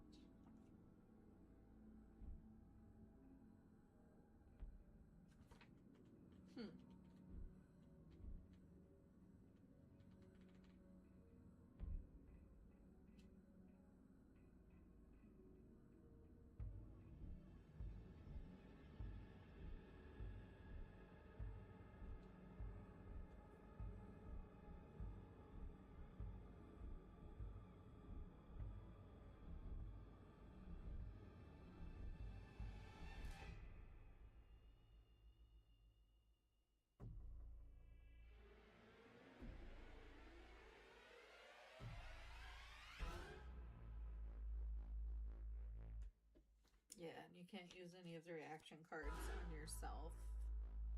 I mean, on victims. Okay, what about the...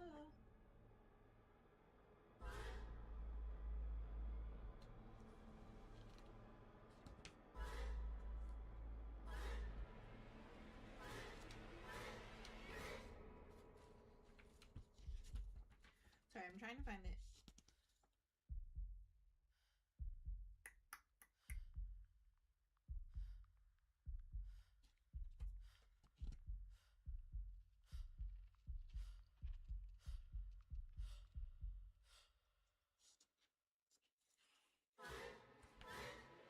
I can't find it at the moment, but I'm going to go ahead and say that the getting there did the reveal. He doesn't get to use that until next time because he just earned that power. Now he has unlocked the power to gain health by feeding on the flesh of his enemies. Gross. Okay. That's really sad. I saved 2 and he killed 4. Great. Great. Great. Now we panic, but he emptied the room, so no victims left with him to panic and flee. That's good, and no further upkeep, I don't think, because we already did the resolution of the events. I guess you could technically wait until this part to have the other 2 drop dead, but I don't see the point. So that puts us back in the action phase. Where did my cards go? Okay. Now we have a real hand, though, so let's see.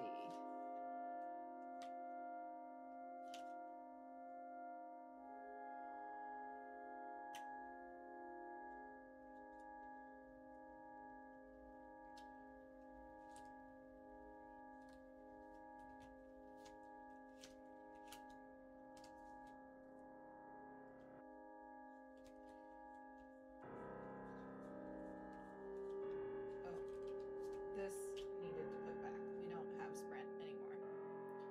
Okay, so we can walk, we can focus, we can short rest, or we can search, or we can improvise.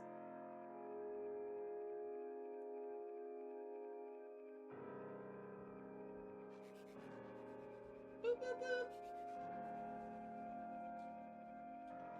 Alright. Let's improvise, and hopefully if we get some successes, then that it will increase our likelihood to get other successes.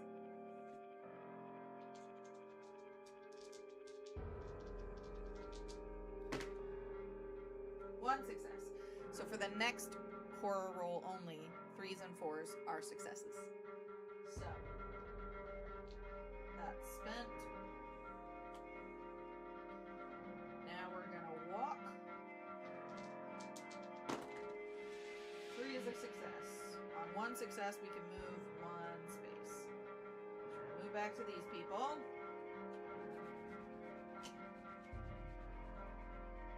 We're gonna do our best. We're going to walk them back to an exit. No! Okay. So in order to move them to the exit space, I'm going to have to spend 2 of my action cards to do it. So I'm gonna... Actually, or... No, I'm not gonna risk it. I'm gonna get rid of that weak attack and a focus. Spend those to make this a single success so I can walk these 2. Boom! Off the board. And we're gonna decrease the horror level back down because that's too high. And increase our time so we have more time to spend by 2. Okay. Oh wait, we were supposed to move 1 down when we walked, so 7. Yeah. I don't think improvise didn't cost any time, but walking lost 1. So now we're at 7. What else can we do? We can try to walk again. We can increase our time. Let's try to focus, shall we? Let's take a moment, collect ourselves. Dang it. Okay. I'm going to need to make this one as well.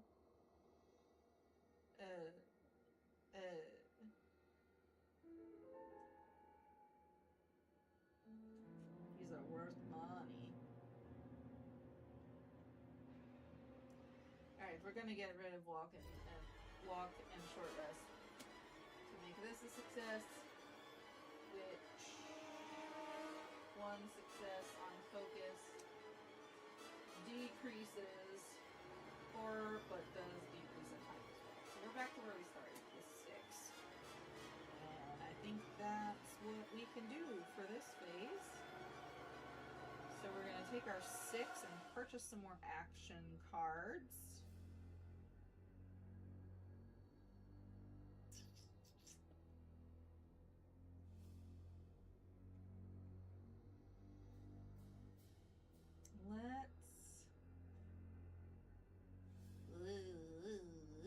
Let's take...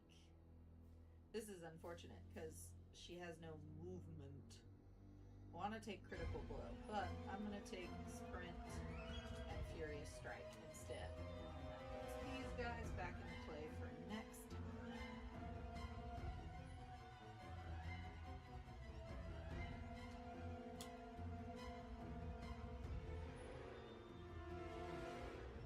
And improvise goes back on the top.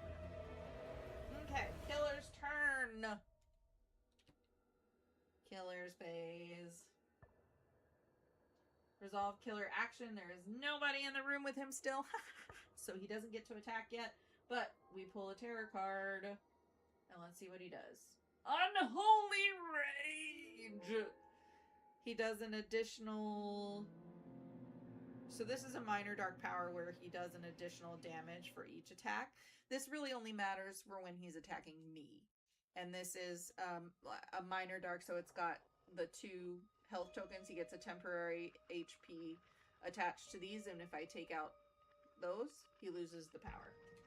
So that's going to go up here, and we're going to get him some health tokens. So I got to cause some damage to him soon. I've been focused on risking people. Okay. panic phase. Again, he's still by himself, thank goodness. He didn't get any movement this time. So nobody panics. Upkeep. I think everything is the same. So it's my turn again. Action card. Okay.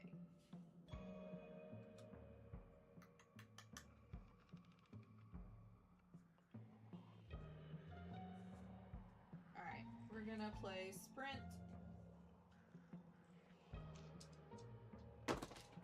Yeah! These are both partial successes. I don't like it. But I think we've already covered that I think that 2 partial successes should equal 1 success. You can't get 2 successes, but there are 3 different levels of results. Failure, partial, and, well, failure, 1 success, 2 or more. So I feel like that's fair. So we're going to take that as 1 success, which is move up 2 spaces. So I'm going to move back to this victim over here. Actually, up to 2 spaces. I'm connected to the dock. That's an energy drink. No, I'm gonna do what I thought originally. I'm gonna sprint over and try to help this guy. 2. Okay.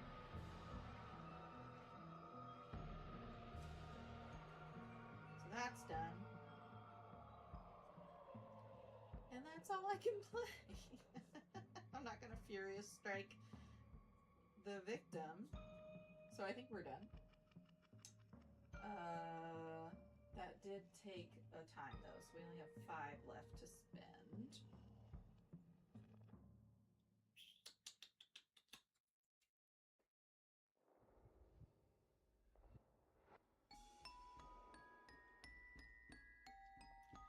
We're gonna take a distraction and a guard. Okay. Sprint goes back on the board and I can have my zeros back this time. 1, 2, 3, 4, 5, 6, 7, 8, 9, 10, 11, 12. So I can't have all back. I gotta get rid of 2 of them.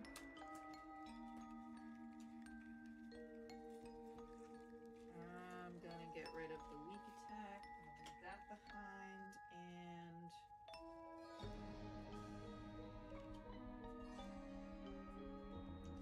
one of the bonus, since there are 2 of them. So now I'm down to 10. And it is the killer's turn again. Ah! He still doesn't have anybody with him to attack, so we're just gonna pull the terror card. He just keeps coming. So whoever's closest, that symbol means me or the closest victim, whoever is closest. So that's gonna be this guy right here. And he can move. He can move. He can still only move 1, but that's all he needs to get to this guy. And then attack. Boom. Dead. So 5 victims. 5 victims to the killer. 4 to me. And he gets a health now because of his minor dark power of unholy range. Oh no, he deals an additional damage. So that doesn't matter for the victims. Yay! Great.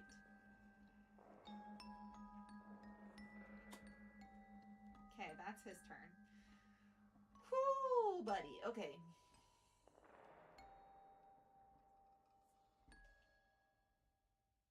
We are gonna attempt... We're gonna attempt to walk this victim to safety. That is a single success. So we can move... Or did I just put the card right here? We can move 1 space and we lose a time. I didn't reset it to 6, so now it's at 5. And we're gonna go ahead and play the other walk card, try again. A single success. Yay! And I can gain a life. Yay. All the victims are off the board, so now it's just the showdown. Time for a showdown. Alright.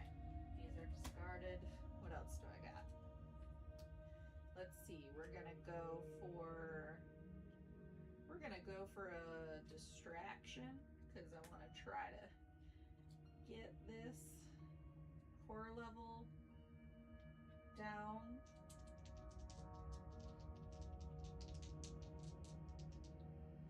Do we keep adding dice here? Because they have 6 of them.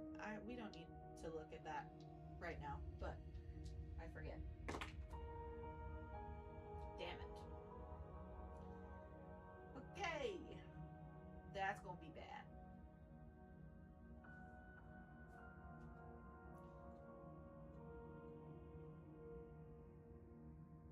Okay, I'm gonna discard some. So I'm gonna get rid of these 2 to make this a single success. And I can't do anything with the 2, unfortunately. So a single success is gonna decrease by 1. Hooray. And increase our time by 1. Yay! Sweet. Okay. Now we are also... Nope. That was it. That's all I can do. Yeah. That's all I can do for now. Oh, or... Actually, might as well. I'm going to play this one after this horror roll to re-roll this 1 die. Partial success! I hate it, but I'm going to go ahead and get rid of 2 more action cards to make that a double success. Which means that we actually gain another time. We gain 2 time, and horror level goes down by 2. Yay! Alright. The others, I don't want to go, I can't play them right now, so we're back to our planning phase. So we're gonna hold these aside. Cannot purchase these. We can purchase anything that's left. We have 7 to spend again.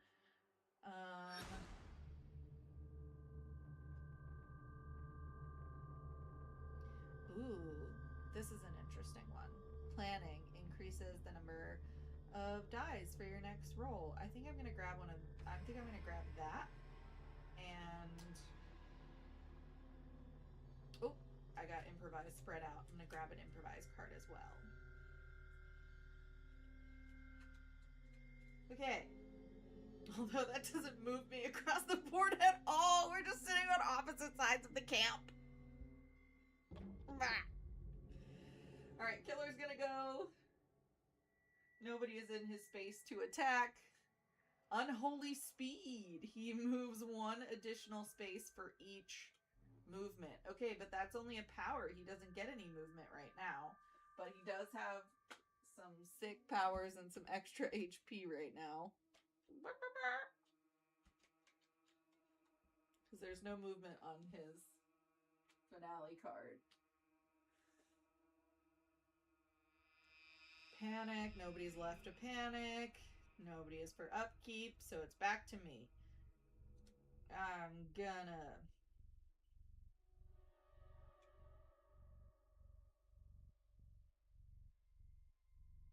I'm actually not gonna do anything. I don't have anything good. So yeah. Just gonna wait till he gets closer. Maybe he'll move. There's nobody for him to attack, so we're gonna do another. But these do get to go back. Oh yeah, that's how, because I get my zeros back. So I only have 4, so I can have 5 of the zeros back.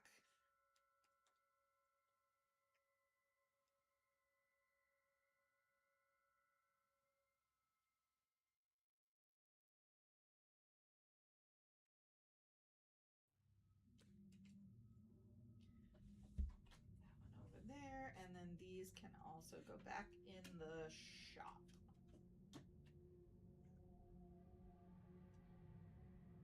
Distraction and guard.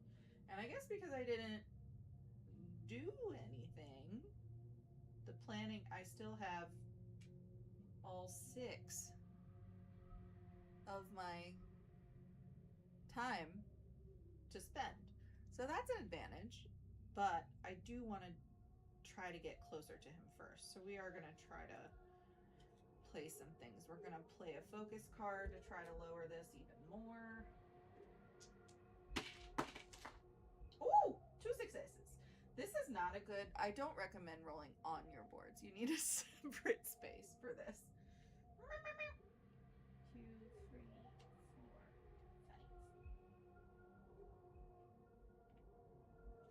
5. Okay, 2 successes, which means we gain 2 time and we decrease. Yay! So now we're up to 3 die. That's why you need extra, because some of them, there is a card, the planning card adds die. That adds dice. That's why. Okay, answered my own question. So we're done with this. Now we're gonna try to walk to where he is.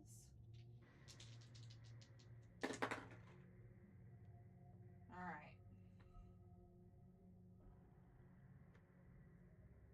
So we have 2 partial successes. I'm gonna play with my homebrewed rules and say that means 1, we move up 1 space.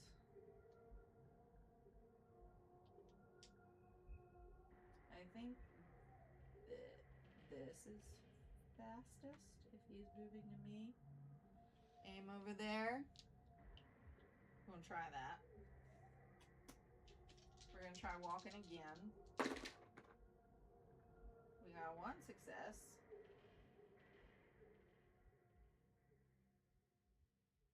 Where was I? Here?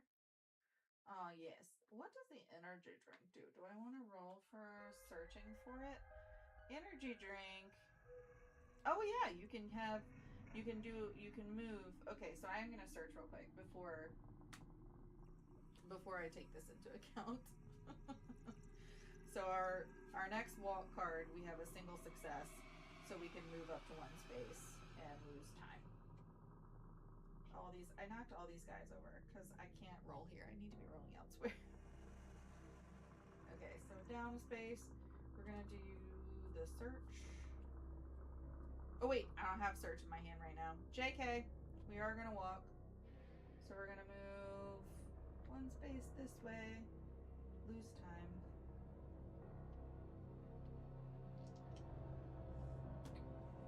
And then we're gonna play a focus card and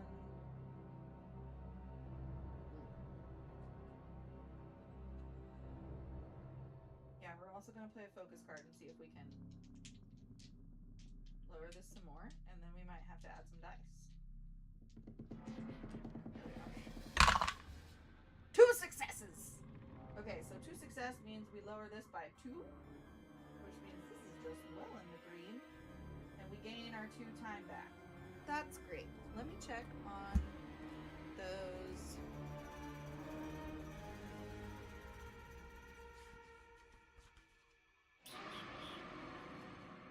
On the horror level.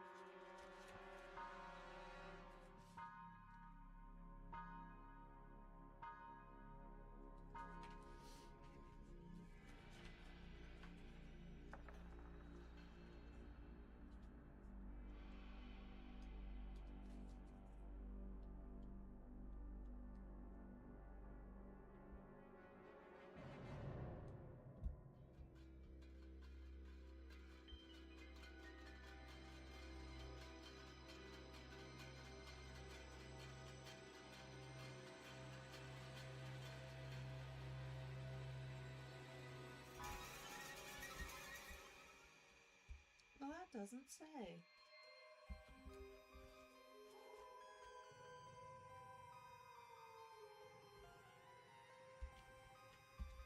It's somewhere else in the rules. The horror level. Okay. If the horror... Oh, that's right. Okay. Bonus for decreasing the horror level beyond the track is to gain 1 time. Hooray! 1 time. Okay. So we don't get to roll any more dice, but we get time to spend. Okay. So we got 2 successes. We did that. We're good. Okay. I think that's it on my action phase. So we've got, again, 7. I want to get an 8 because I want to buy this. I think I want to buy this critical blow. I'm I'm going to do that in one of these close call cards. Killer's turn. Nobody is in his space to attack, so we're going to pull a terror card. Fire! Don't yell that too loud. Roll a die to determine which space bursts into flames. So it's one of the item searchable spaces is going to burst into flame right now. Just a single die? Yeah, just one. Sorry, you're not going to be able to see my die anymore, but it'll keep... You're not going to be able to see my dice, but it'll keep everything from falling over. That is a 1, which means the cabins... Luckily, nobody's in them, although I don't know if I can... Yeah, if you or an enemy are there, you each lose health. So I could have set them on fire, but... Oh well. All victims in that space are killed. Discard any items from that space. So the cabins have a whistle. Item gets discarded. Boop, boop, beep, doop. And that is it. Yeah. Great. Panic. There's nobody left to panic. Upkeep. Again, we only really have star-class lovers, which doesn't apply anymore. So we're just going to upkeep our shop.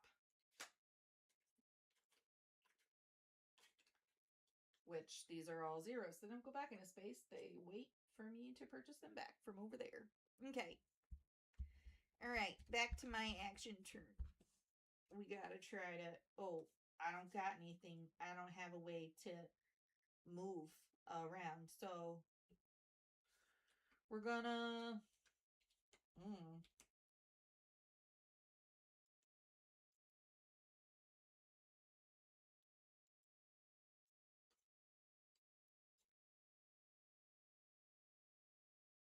Improvise the 2+ successes option is until the action phase ends, and I'm not going to get to him this action phase, so I'm going to save that.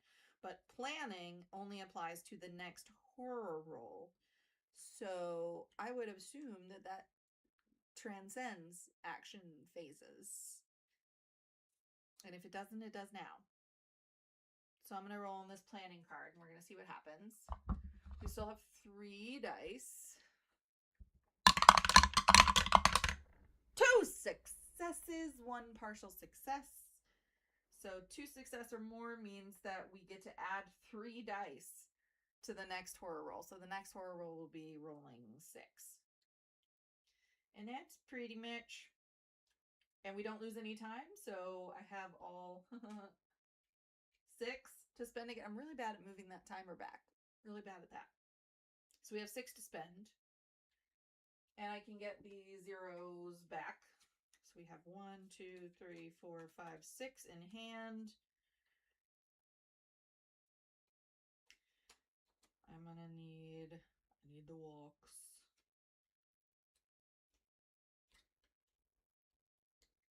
Yeah, I'm gonna take the walks back. 2, 3, 4, 5, 6, 7, 8. So I have room for 2 cards. Spending 6 points.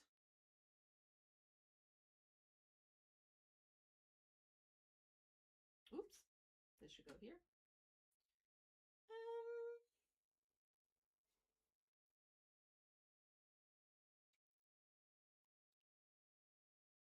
This goes here.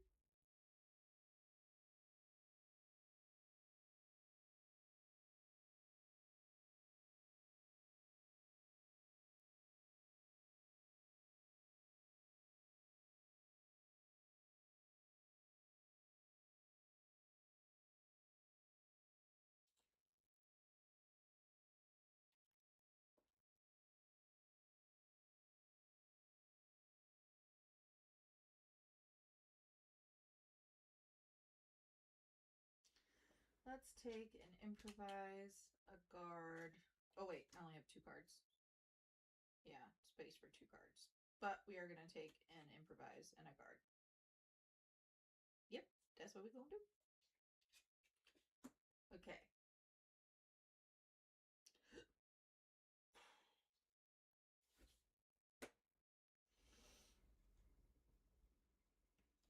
So it's his turn.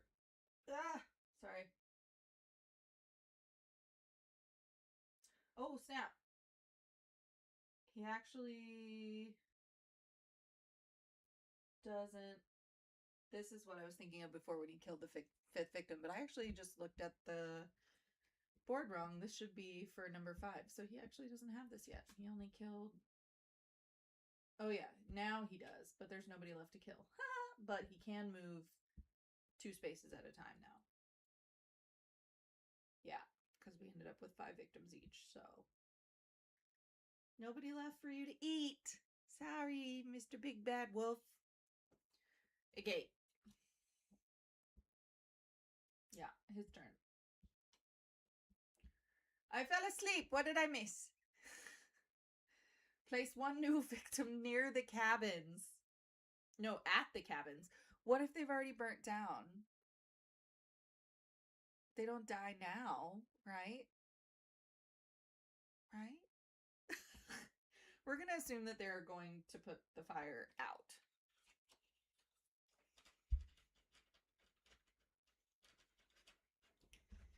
And now we have a victim in close proximity. What a miss! What a miss! Okay. That was his turn. Yeah, okay. Panic phase, nobody is in his space. Upkeep phase again. Just back to the shop. Alright. Back to me. We're going to do some walking. We're going to try to get to him.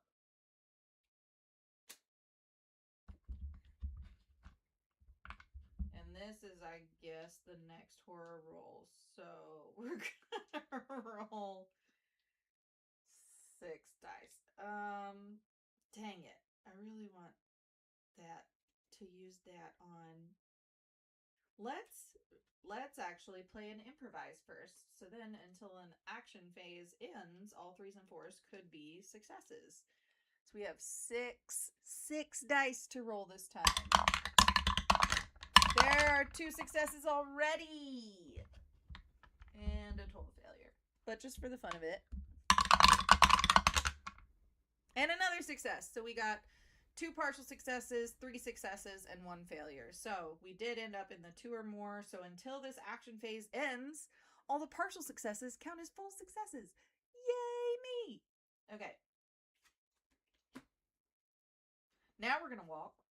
Now we're back to only 3 dice. Because that was just for that roll. But 3s, 4s, 5s, and 6s count as success. So we might survive this, y'all. Okay, so I got 2 partial successes and a failure. So the 3s are going to count as successes, and there are 2 of them. So I get to move up to 2 spaces. I'm going to go zoink, zoink. And then I'm going to play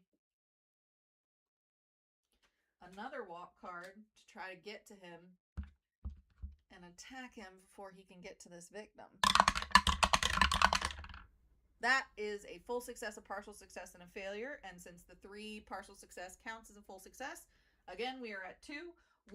Boom. Now we're in the same spot. Now we are cooking. Oh, I could have attacked him from back here. We're learning. We're learning. We're learning. Okay. Okay.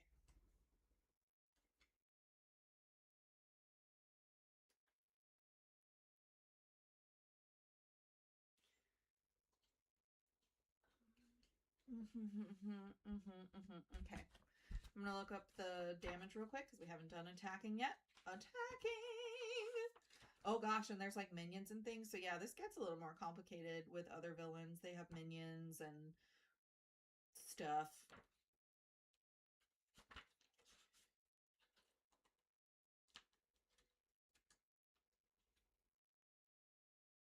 Ha! The game ends as soon as you have killed the killer. Victory! Or you are dead. Defeat. In the rare case that both happen at the same time, you are still victorious because you accomplished your goal, even though it required the ultimate sacrifice. Okay.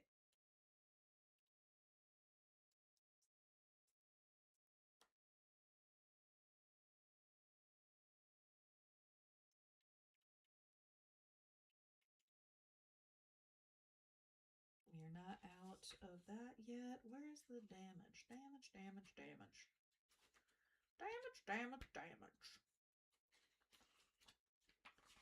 Attacking! For each little explosion icon, deal 1 damage to the killer. Okay, so we are not close enough to a critical blow yet. And also they said movement is not lost. So I could just attack him for 2 time without using an action card. Anyway.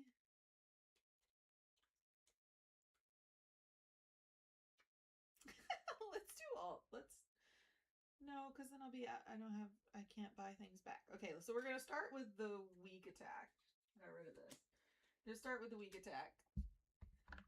See if we can just do 1 damage on him. That is 3 successes thanks to our improvise card. So he takes damage, which means I can get rid of one of these unholy speed, unholy rage icons. I didn't do a whole lot, but we're ramping up. Then we can do the, oh gosh. Maybe we better keep 1. I just want to maximize all the possible. I just won't have any left. But I can, oh no, I have to be at least 1 space away. Friggin' A, man.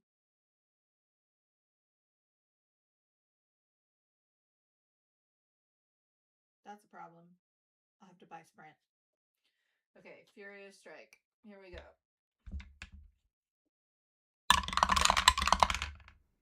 Two successes. We had a failure, a partial success, and a success. Converting that partial to a success from our improvise, we get to deal 2 damage. So I'm going to get rid of his unholy rage. So he can't do extra damage to me. Thank you very much. At least we wiped out one of those minor dark powers.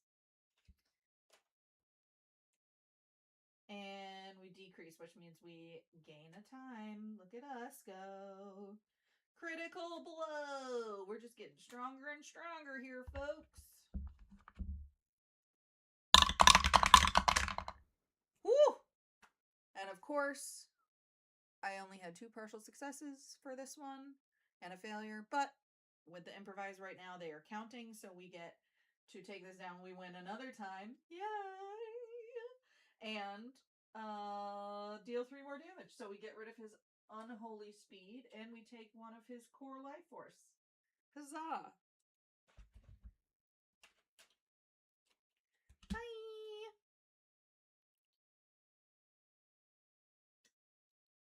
Yeah, okay. I think that's everything that we have. Yeah. I think that's everything we have to do. So we have 8 time to spend.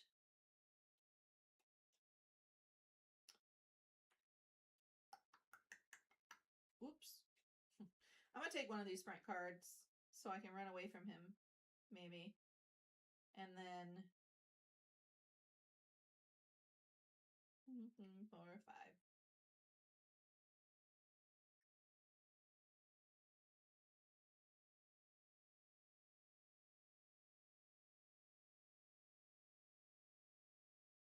Just in case. Oh, that's going to be 9. Yeah, just in case, I'm going to take this long rest, and then I'm going to take this close call since I have it to spend. I'm going to move that back to 6, and then restock the shot. Improvise. Critical blow, furious strike. Weak attack goes over here with the zeros. 0, 0, 0, 0, 0, 0. Okay, yeah. Great. No further upkeep to be had. Oh, no, not upkeep. Sorry, I've moved the spot for upkeep. That comes last. Killer's gonna go. He is gonna attack me because I am the closest and I'm in the room with him. So I'm going to have to use one of my reaction cards. Because he is dealing 3 damage at this point. I am gonna... Yeah, I'm gonna use a... I'm gonna use Retaliate so we can hopefully damage him back a little.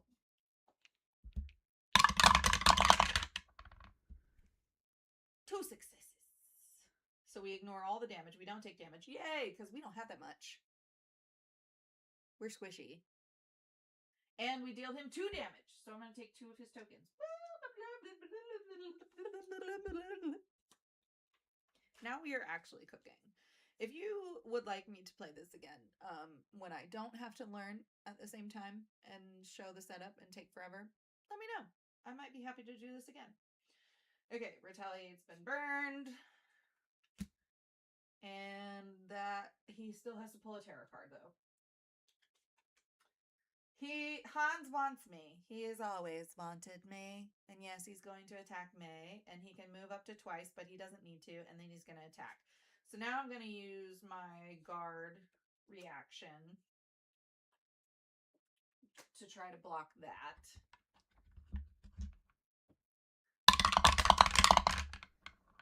And we only got 1 success. I rolled that they came out 1, 2, 3 because they're coming through a tower, and the first 2 were 1s, so I was very scared. But the second one is a 5, which is a full success. So reduce the damage by 2. He's doing 3, so I still lose my first little heart. Woo! Bye-bye. Ouch! He spiked me with a claw.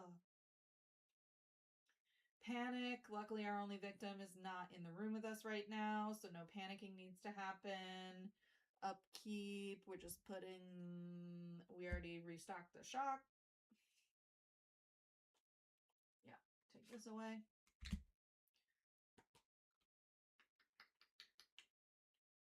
Okie dokie. Back to me.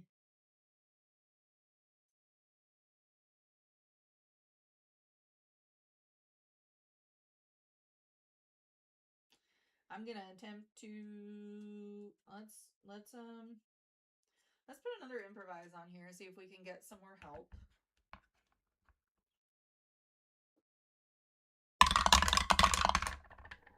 That's 1 success. So on the next roll, we're more likely to succeed. We're gonna sprint and see if we can get him running after me instead of going after this last victim.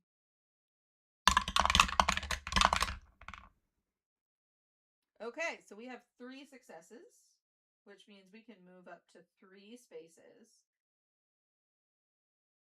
However, my bow can only be used 1 to 2 spaces away, so we are not going to move 3. I forget how that works. It did say at the very beginning that movement isn't lost, but I don't know when I can use that. But anyway, we want to stay for now within 2. And we lost 1 time, and we're going to spend 2 more to attack him with my bow.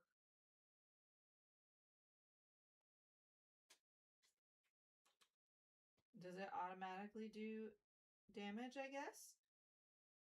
Because it's not... I think that's the benefit of having a weapon outside of the action card. Somebody correct me if I'm wrong, but I think you just spend the 2 and your attack automatically hits. And that causes 1 damage, so we're chipping away. We're chipping away. Chipping away. And then...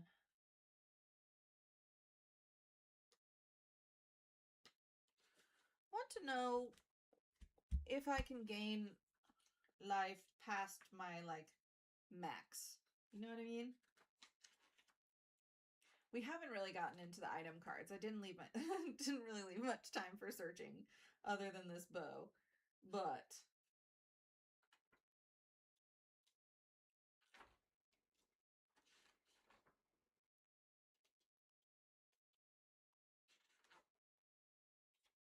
resting healing. Up to your max. Yes, you can never go above your starting health.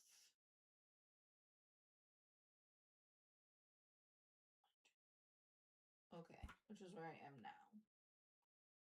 Which means that I gained one sometime when I was at full health and probably couldn't have done that. So really when he scratched me, he took this one. Oh, that's a shame. Okay, so we're not going to use the long rest yet because we only have one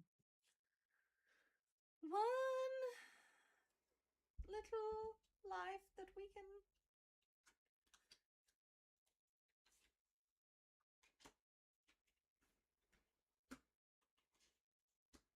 Oh, this one.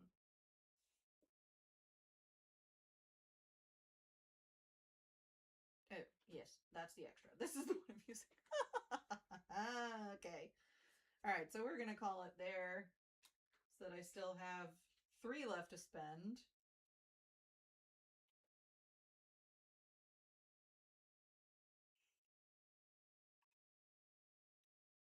This improvise card has been working out really well for me, so I'm going to spend it on that. I'm going to take back my 0 cards.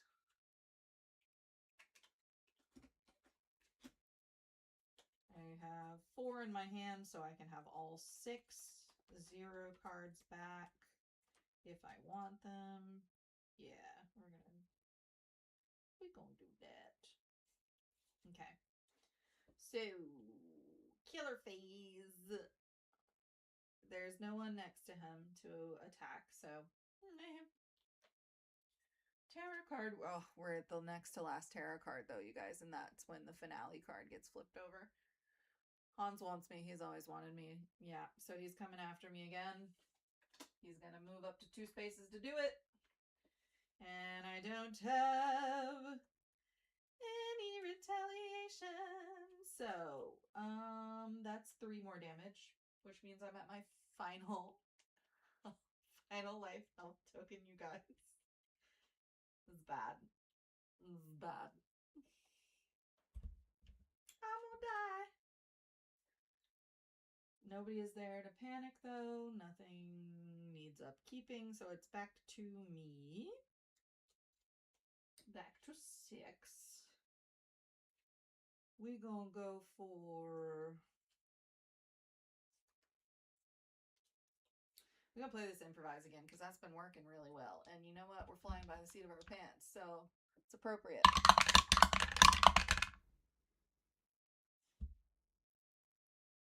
Yeah. 0 successes. Boop. And we lost a time. Whoops. Okay, well. Nice try.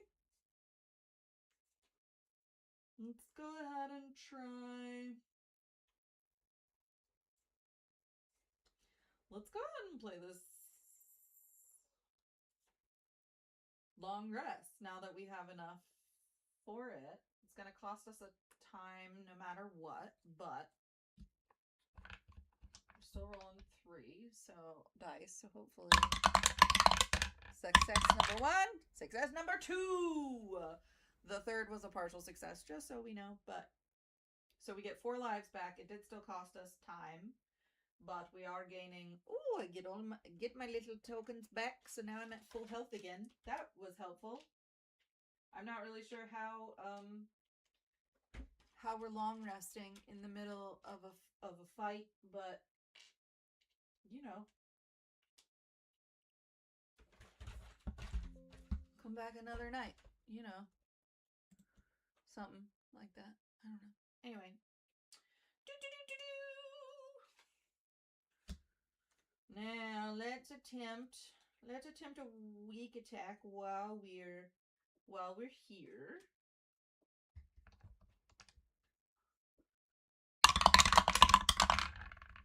Ooh, we only got 1 success, so I'm gonna lose one of the lives that I just gained back in order to get close enough to. But I am gonna take another of his. Yay, we're chipping away at this, guys. Boop. Let's try a little focus. See if we can gain some time back. I might use a close call. Yeah, I've got one success, so I'm going to use a close call to re-roll. Hey! And that's another success. So, we're going to lower this back down so we have some wiggle room. And we gain 2 time. Yay! Back where we started. Okay. And then the last thing we're gonna do is try to walk away some more so we can shoot him with the arrow again and make him chase me. He can move 2 spaces, so I'm never gonna be far enough away, but I guess he has to draw a card that allows him to move. Alright, we've got 2 successes, so we're gonna move 2 spaces away. We're just going to go this way just as far as we can away from this victim. And since I'm only 2 spaces away, now I'm going to use 2 more time to use my arrow, which causes 1 more damage. It's like a weak attack. But okay. Okay.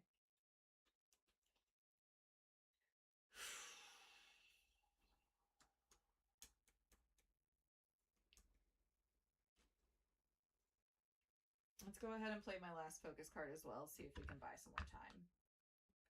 We might lose time. Oh, beautiful. 2 6s. And a 4. So this goes down, which means we get 1 because we're at the bottom. And we've already discovered that going past here just gains you more time. And then we get 2 back from the card. Yay! So we're all the way... That focus has worked out well for me. But I'm going to stop here. And use my 6 to buy back critical blow. Yeah. Okay.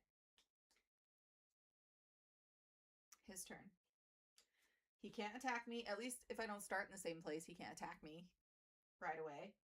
He has to pull a terror card and move. Run for your life. All victims that are not in your space must panic.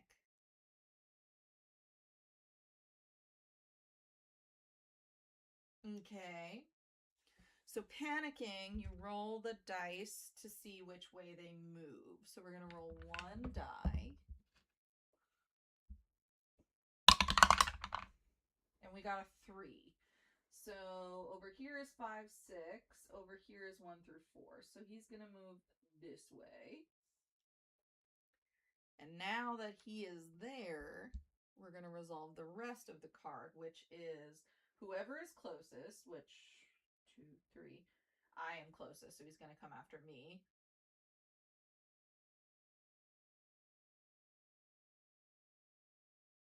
Except he doesn't get any movement for that one. So I think if I were still in his space, if anybody was in his space, he would get to attack. But there's no boot, so I don't think he gets to attack anybody. But then he's going to go after the victim, and he's going to move, and he can move 2 spaces. Yikes! So my distraction is not working. He's headed for that victim. Boo! So I have to go after him. And now there are no more terror cards.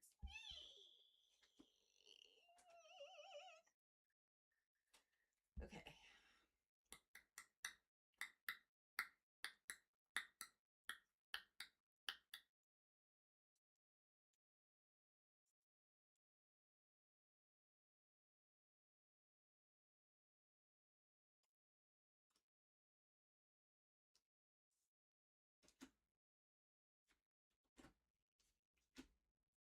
Oh wait, these are zeros.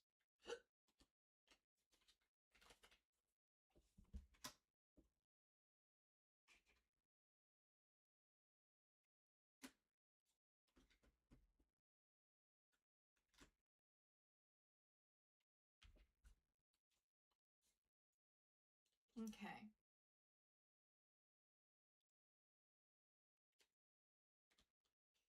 All we can do is try to walk toward him. That's all we can do at this point. Failure. Failure. 1 success. So we lose time, and we can only move 1 space. Yeah. That's it. That's all we can do. But I have 5 left with which to...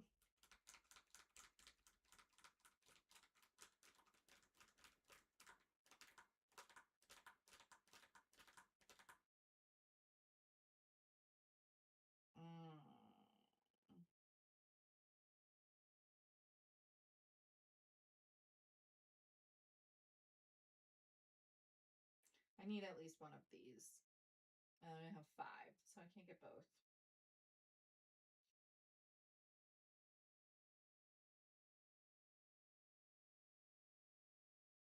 Let's do retaliate, because that also basically is an attack. And I have 2 left. I mean, 1 left. So all I could do is get this guy. Yeah. Okay. Okay. His turn. Nobody in the space to attack. Ah! Darkest. Draw a second dark power card when this is revealed. And then he also goes after whoever's closest. He can move up to twice and attack. So he's gonna be able to move here, kill this guy, and gain a health back from his dark power of feed. But he also is gonna have a second dark power. I don't know where I put those cards though, so we're not gonna worry about it.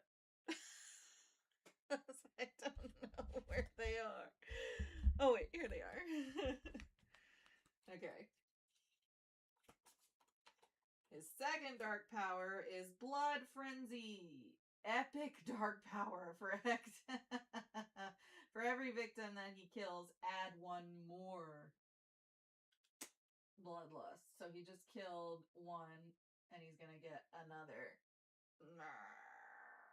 which also increases our horror level. Oh boy. Oh boy. Okay.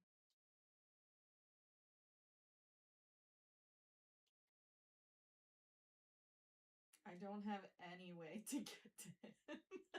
So I don't think I can do pretty much anything at the moment. There's nobody left to panic, nothing to upkeep. And all I have, I mean, I could do a short rest, but if I get a double success out of it, that's a waste of a life at this point because I'm only 1 down. And then I have 2 close calls, a retaliate, a critical blow. Obviously, those have to be face to face. So we're just going to let him come to us at this point. So he is going to now do this as his base movement now. So instead of only attacking if there's somebody in the room with him, he's going to target the closest person, move up to twice, which means he can move up to 4 spaces now. And then attack. So he's going to come attack me. 1, 2, 3, 4. Yeah. He's going to be able to get there, and he's going to attack me, so I'm going to play retaliate. He's still at 3 damage.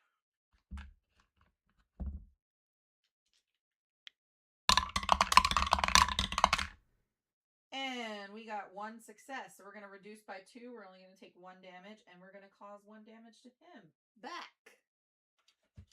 Sweet. And actually, for the heck of it, I'm going to go ahead and play a close call on that and re-roll 1 of the die. Still a partial success. Wah, wah. Well, this should be back at 6. Oh, no.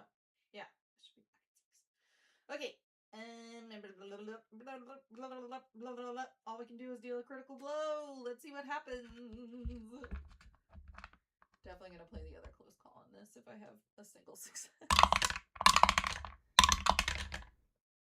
Okay. Yeah, we got 1 success. So we're going to spend time, though. I have to. Oh, boy. Okay, that worked. So now we're at 2 successes, which means we can lower this back down. Yay! And we deal 3 damage. Oh, we're getting close, you guys. We're neck and neck. We have 3 health each. Who's going to kill each other first? Oh, boy, this is an exciting finale. Oh, wait. That's what I still have in my hand. Yeah. That's what I played. Okay, I played that too. Okay. Now I can also get my 0 cards back from last time. And I have 6 to spend. Can't buy back Critical Blow because I just used that. But I can buy Furious Strike, so I'm gonna. And I have 2 more. 2 more. Let's get a guard. Yep. Because he's gonna attack me again. Okay. Now that we're done with that planning phase, we can put these back in the shop. Retaliate. Critical Blow. Close calls. All right. Okay, his turn. He's gonna attack me. And I'm gonna play my guard. Where did my other 2 dice go? Oh, there they are. 1 success. 2 successes. Great. Having 3 die really, really helps. I would focus on the horror level here. So you can keep that going up. So I ignore all that damage. Yay, I don't take damage. Yay. No panicking. Nobody's left to panic. Nothing left to upkeep. So now we're going to try that short rest. For a single success, which is going to lose us a time, but it is going to gain a life back. So I'm officially ahead. Sweet. And now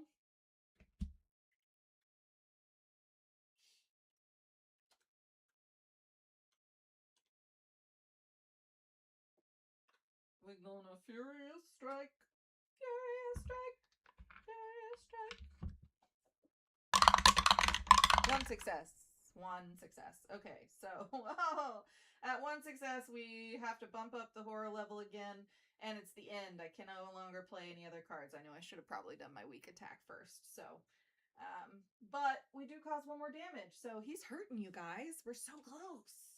But now it is his turn, and he is going to attack me, and I have nothing with which to defend myself, so we're both hurting, because he's going to take all 3 of these. Yikes. So I am on my final life token. Oh boy. We gotta get out of here. Okay. Nothing to panic, nothing to reset.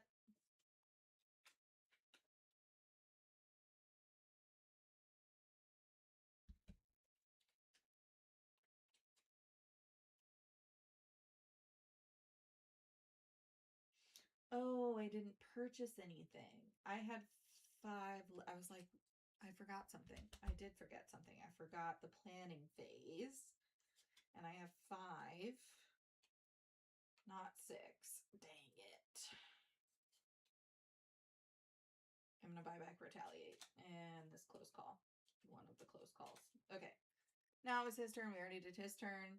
Now it's back to my turn. Okay. We're gonna do this weak attack first while we're in the same box. Except that if it fails, it's gonna end my action turn. Oh, it's a risk, but we're taking it. 1 success. 2 successes. 3 successes. Alright, so we caused 1 damage. Yes, he's on his last health, you guys. Last health.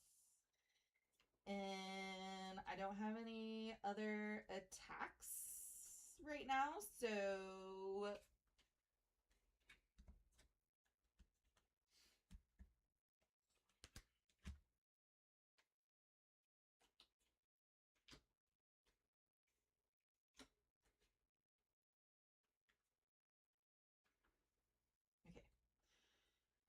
What I am going to do, though, is attempt to walk, and then I can use my bow. And the weak attack actually does not cost any time, so we're still up at 6 for that, for this time.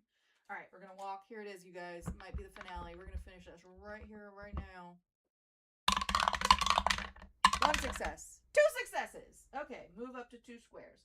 1, 2. Not that it matters because he can be far away from me, but he can move 2 as well. But we are going to spend 2 time to shoot my arrow, and that means we're going to flip over his last health card, and we're going to see if he dies. Ready? It's blank. Let's look up what that means.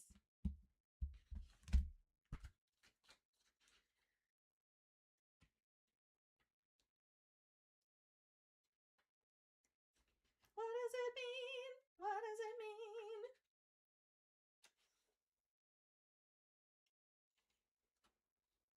What does it mean? Lose your health. That's not.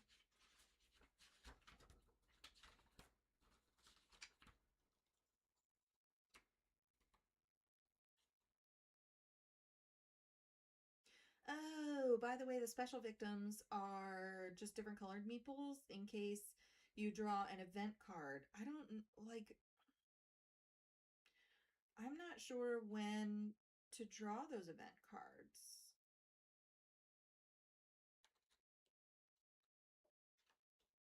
I'm not sure we had any of those. Like, I never saw the event icon.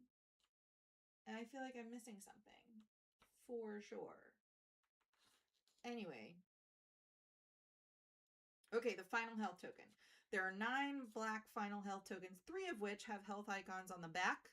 Either +1, +2, or +3. The rest are blank. Both the final girl and the killer each start the game with a black final health token. Whenever each of them takes damage, normal health markers are removed. When no normal health markers are left and there remains damage to be applied, their final black health token is revealed. If the black final health token is blank, they're dead and the game is over. We did it!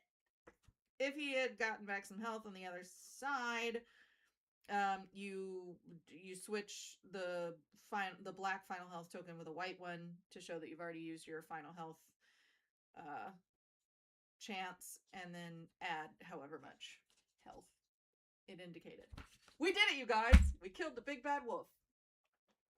I mean Hans the Butcher. Yay. Okay, well, that took a long time. But it'll go much faster now I know how to play. So I hope you had fun. And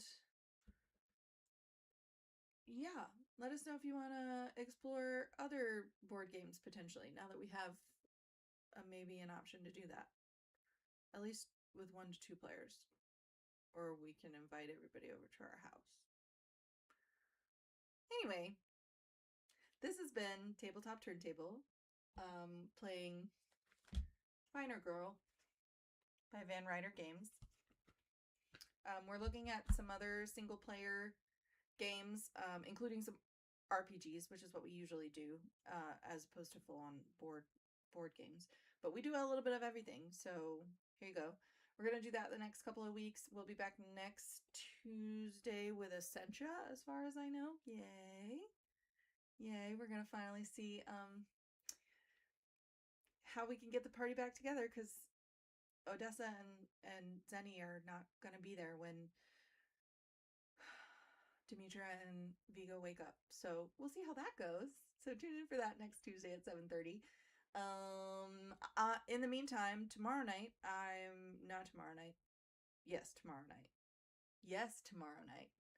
Tomorrow night, over on the Tea House Mimic, I will be running a one-shot for their monthly tea tasting.